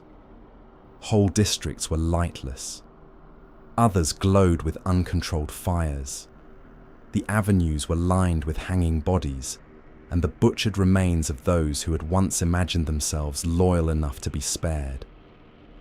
The population had been reduced from billions to less than that by unspeakable margins, and yet there were still more mouths screaming in the dark than any sane tally could hold. Kranon stood atop a shattered civic tower and looked out over the conquered city. His legend had swollen.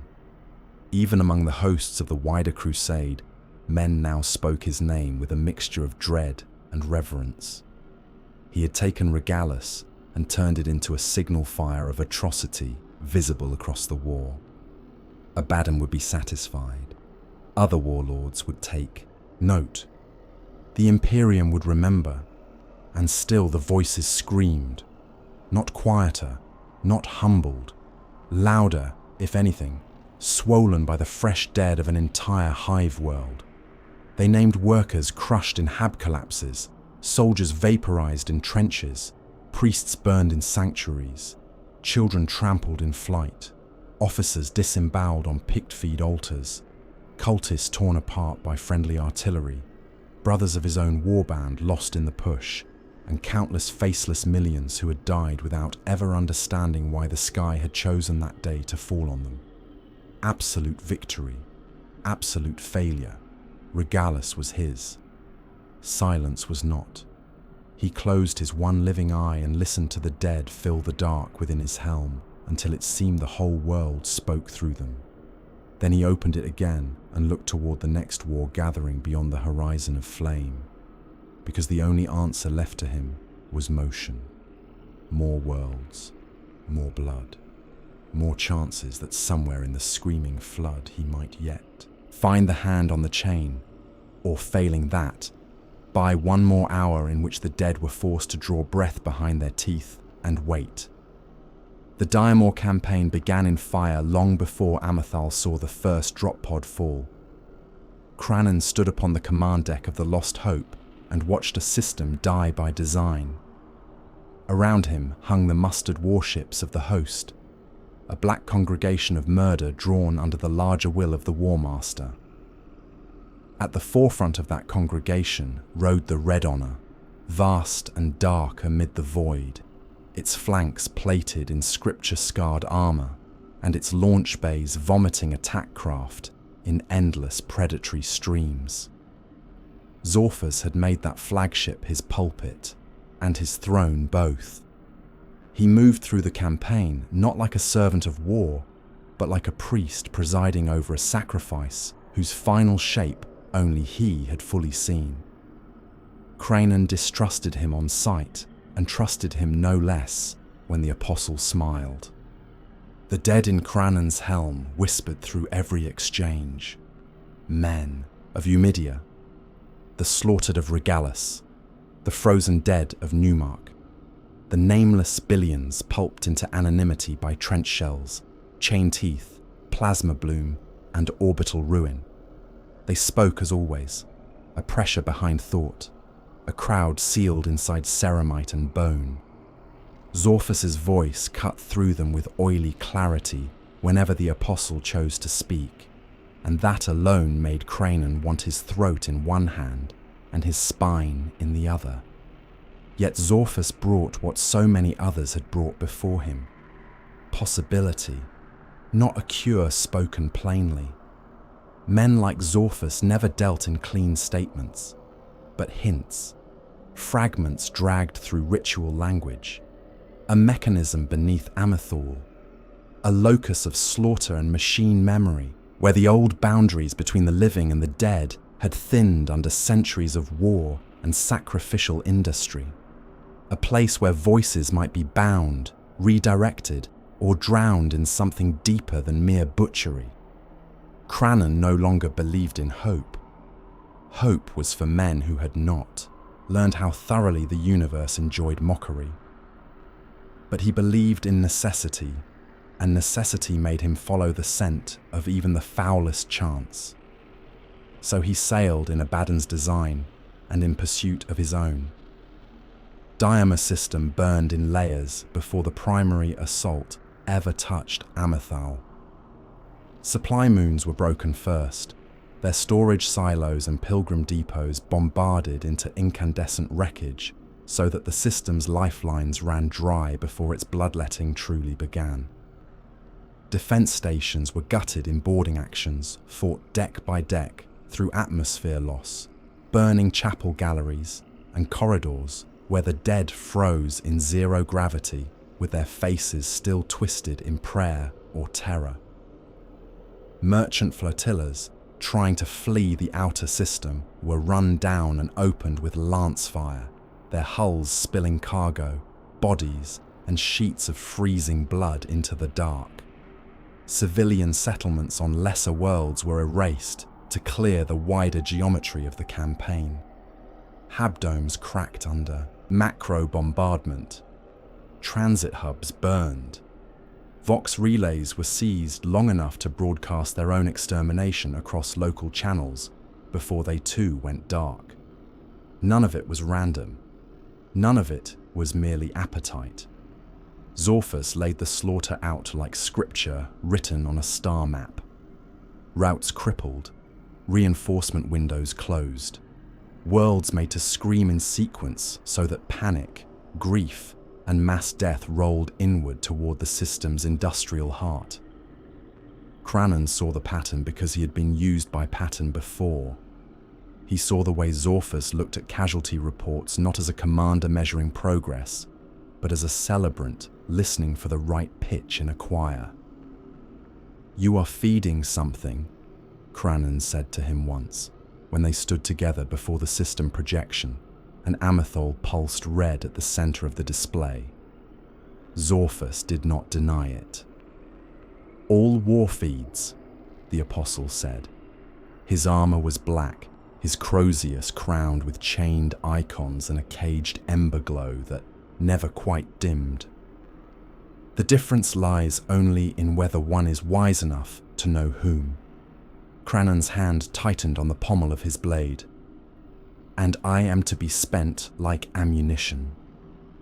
Zorphus turned then, his expression touched by the faintest ghost of amusement. "You are too valuable to waste, Kranon. Valuable things are directed." Kranon would have killed him then, if the larger war and the brief hiss of tactical necessity had not stayed his hand. He had learned that some men were more useful alive until the perfect moment opened their ribs. Amethal received the first true hammer blow. It was a world of ash, forge ruin, irradiated plains, and machine sepulchres. Manufacturing belts, long since merged with war zones, wrapped the horizon in spires, furnace stacks, conveyor cathedrals, and foundry mountains coughing black into a poison sky. The Skitari of Metallica had turned its surface into a mechanism of defense. Every ridge hid artillery. Every transit avenue could become a kill lane in seconds. Gun lines were camouflaged beneath slag dunes and radiation storms. battle automata and tracked engines patrolled the outer sectors with machine patience.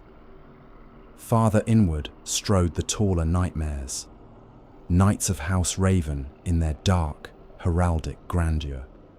God engines of Legio Metallica wreathed in reactor haze and sacrificial incense, their silhouettes moving through dust storms like walking fortresses given hatred instead of souls. Kranon looked upon that world and felt the dead mutter faster. The descent was murder from the first second. Skitarii anti-air emplacements scythed the sky with disciplined sheets of fire. Landing craft burst like overripe organs in the upper atmosphere.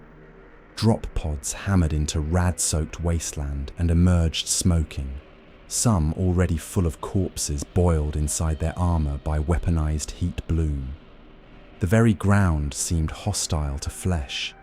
Ash storms flayed exposed skin. Radfall crackled over plate and cloth alike. Machine hymns rolled across the plains in metallic pulses that set mortal teeth on edge and made the weaker cultists claw at their own ears until they tore them bloody. Kranon descended through all of it in a storm-black gunship and led the assault into the western furnace belt, where Zorphus had marked a breach point in the enemy lattice. The impact zone was a wasteland of slag dunes, shattered cooling towers, and rusting magrail lines half buried beneath centuries of fallout. Skitarii waited in ordered cohorts behind ferrocrete revetments, their gunmetal forms unmoved by terror, their optics cold and red in the ash. Heavy servitors anchored the line. On the ridges beyond, battle tanks turned their turrets in exact synchrony. Overhead, rad lightning forked through black cloud. The first volley took a whole wave of cultists apart. Bodies burst, limbs spun away trailing strings of blood and cloth. Men dropped with their torsos opened clean through by galvanic fire. The survivors kept running because they had been lashed, promised, drugged, or frightened into a state beyond reason. They died in droves against the wire, and the Skitarii did not waste so much as a gesture on their ruin. They simply reloaded and killed the next ranks with the same machine precision. Then Kranon hit the line. He came down into the trench in a spray of ash and shattered metal, Chainsword already screaming. The first Skitarius he met lost its head and half its upper torso to the opening strike, wet red tissue and sparking augmetics spraying the revetment wall. The second tried to bring a transonic blade across Kranon's throat. He caught the wrist, crushed the machine bone beneath the plating, and rammed his bolt pistol into the thing's optical cluster. The shot detonated the head unit and blew shards of red glass and brain matter across the trench floor. Around him, his chosen smashed into the line at full speed, bolters flaring, chain blades revving, boots crushing fallen, bodies deeper into the ash and gore slurry. War on Amathal was never clean. It was grinding, poisonous, and endless. The Skitarii did not break like mortal soldiery. They fell back by algorithm, rose from reserve tunnels, counter-attacked through smoke, with cybernetic silence and overwhelming fire discipline. Tanks came on in lines, their tracks churning ash and corpses alike. Cataphron servitors rolled over the dead and fired into melee without hesitation. Flesh and steel mangled together under shell burst and plasma discharge. Above it all loomed the greater engines. Knights of House Raven striding through rad haze, battle cannons booming, chain blades the height of Habspires carving through traitor armor and mutant tides. Behind them, in the farther storm fronts, the immense forms of Legio Metallica moved like a second horizon. Kranon named his front before the third day was out. Warzone carnage. The words were fed to every captured Vox, every shrieking slave relay, every cult, mouth still capable of speech. He wanted the names spread through the trenches, through the manufactura, through the machine cant of the Skitari, through the private terror of every man and thing still holding a firing line against him. Let them know what had come. Let them die naming it. He led from the center of it, like a butcher made holy by repetition. He crashed into a house raven knight at the head of a boarding-sized spear point when the great machine had overextended in pursuit of fleeing cult formations. The knight's Reaper chainsword scythed down and turned 50 men into blood vapor and broken limbs in a single sweep. Kranon ran through the spray before it settled. Meltagans burst from his flanks and cratered the giant's knee housing. It dropped half a pace. That half pace was enough. Kranon vaulted from the wreck of a burning tank onto the machine's damaged shin, drove mag boots into smoking armor, and climbed beneath a storm of secondary fire. Skitari gunners stitched rounds across his plate. One punched through his left pauldron and buried hot metal in the meat beneath. He ignored it. At the hip joint, he rammed his chain blade into actuator bundles and tore them open in a shower of sparks, lubricant, and aerosolized blood from the screaming pilot conduit. The knight toppled sideways, smashing Hab ruins and cultists alike beneath its weight. As it died on the ground, Kranon hacked open the cockpit with both hands and dragged the noble pilot out by the throat to butcher him before both armies. Elsewhere the impossible began. At first it seemed only battle madness. The Crimson Slaughter fought harder, faster, less mortal than before. Wounds that should have dropped them only drove them onward. Men with broken spines still rose long enough to disembowel their killers. One chosen had both arms blown off at the shoulder by a plasma burst and still crushed a Skitarius to death beneath his boots before finally collapsing. Hellbrutes ripped battle, tanks apart with their fists, peeling armor plate back like meat from a carcass. Raptors plummeted through flak that should have shredded them and landed alive among the gun lines in sprays of ash and hot blood. Then Kranon saw one of his warriors tear the hatch from an armoured transport bare-handed and understood that something more than rage had entered the war. The air around war-zone carnage thickened with strange force, not the raw breach sickness of the eye, something ritual, something gathered. The dead in Kranon's skull grew louder, then more distant, then louder again in waves. Each fresh massacre seemed to send a pulse through his warband. Muscles swelled against armor. Impacts that should have crippled instead staggered and passed. Men laughed blood through shattered mouths and kept killing. The Crimson Slaughter moved through shellfire like revenants, fed by the pain of the world itself. Zorphus was using them. That truth became impossible to ignore by the time the Blood Angels arrived. They came in red and gold through a sky already black with smoke, descending on screaming engines, drop pods, and wings of fire into the furnace belts Kranon had nearly broken open.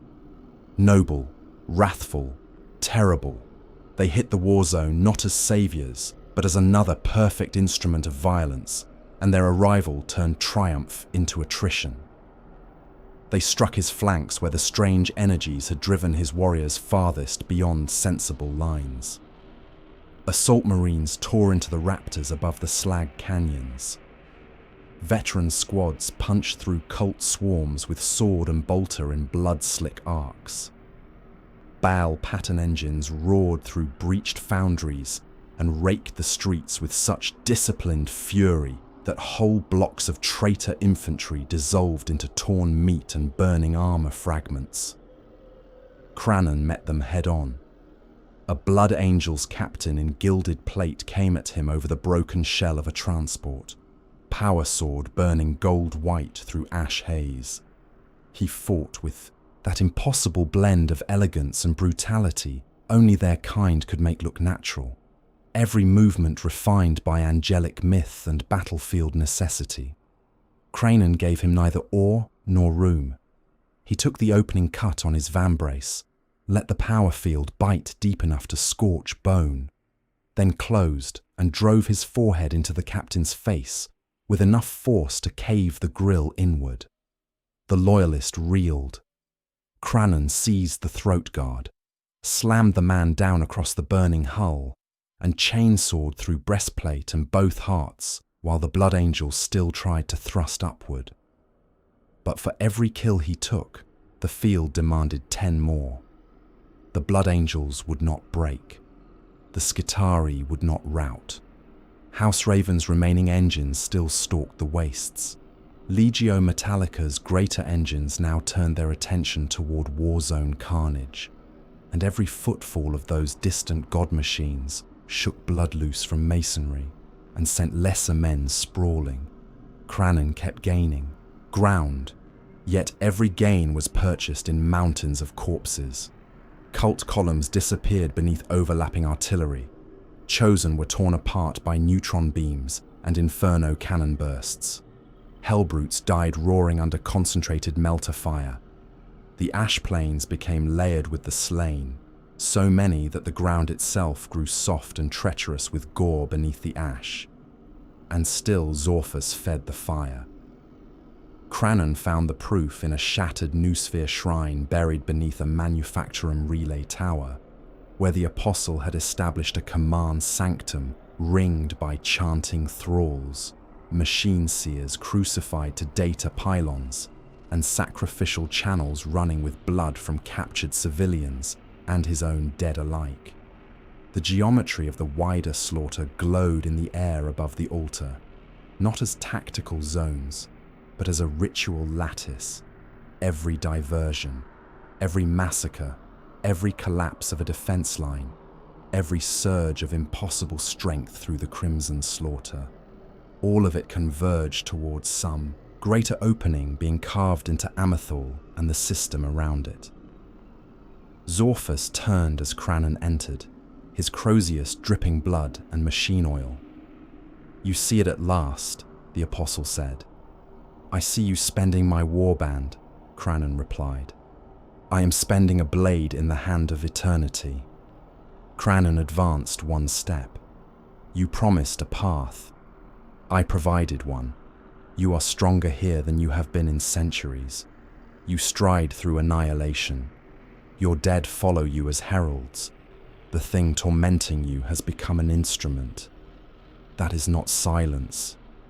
"No," Zorphus said, and smiled with the calm of a man already standing inside his victory.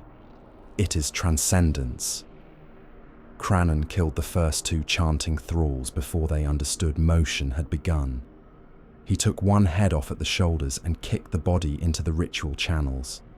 The second he split from mouth to groin so that his guts spilled steaming across the noosphere relays.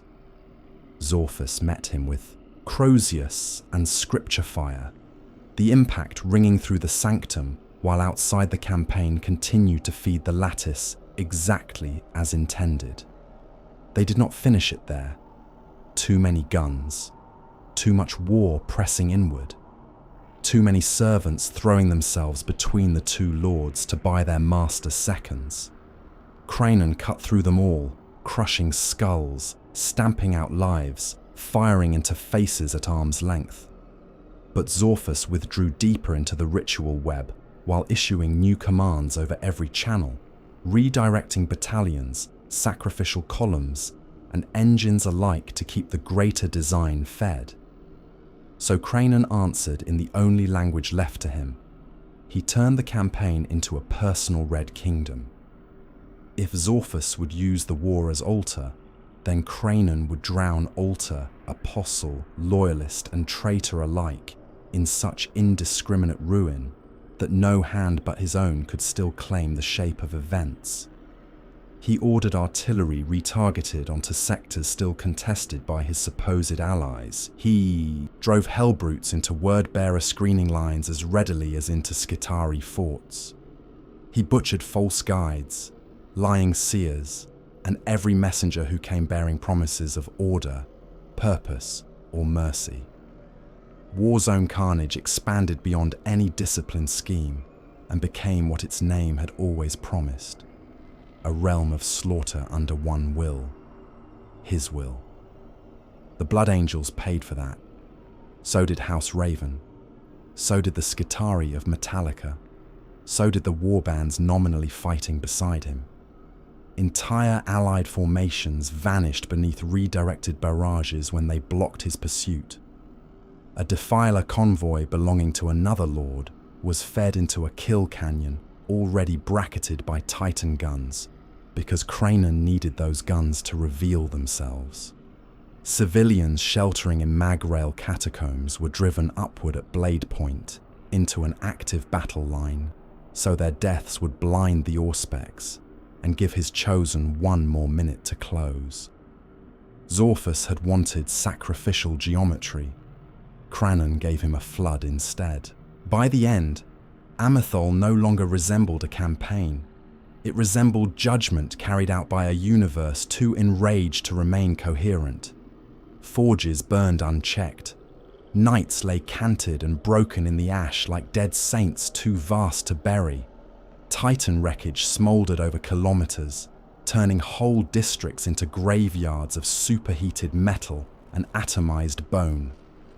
Blood Angels and Crimson Slaughter dead lay mingled in heaps where no victor could cleanly separate them. The sky glowed from orbital bombardment and atmospheric fire.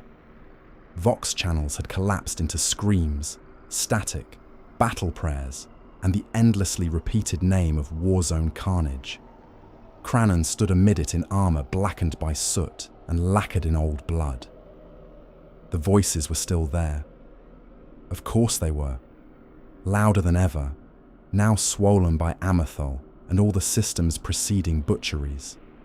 They had not been cured. They had not been exorcised. They had not even truly been mastered. But they no longer sounded merely like torment. They sounded like procession, like heralds. Like the dead had accepted at last that they marched nowhere except behind him. No redemption waited at the end of Diamor. No cure.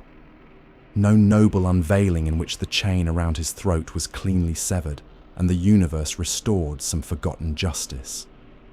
Only this, what he had become and what he could now no longer pretend not to be. A warlord of endless murder, haunted by the dead, feared by the living, powerful enough that apostles schemed around him, demons stalked him, loyal chapters crossed sectors to kill him, and still he stood, breathing through a throat once cut open, leading ruin from one world to the next. In the far distance, through smoke and heat shimmer, he could see new columns moving, more enemies, more prey, more lies dressed as causes. Kranon raised his blade toward them. Behind him, before him, and within him, damnation marched.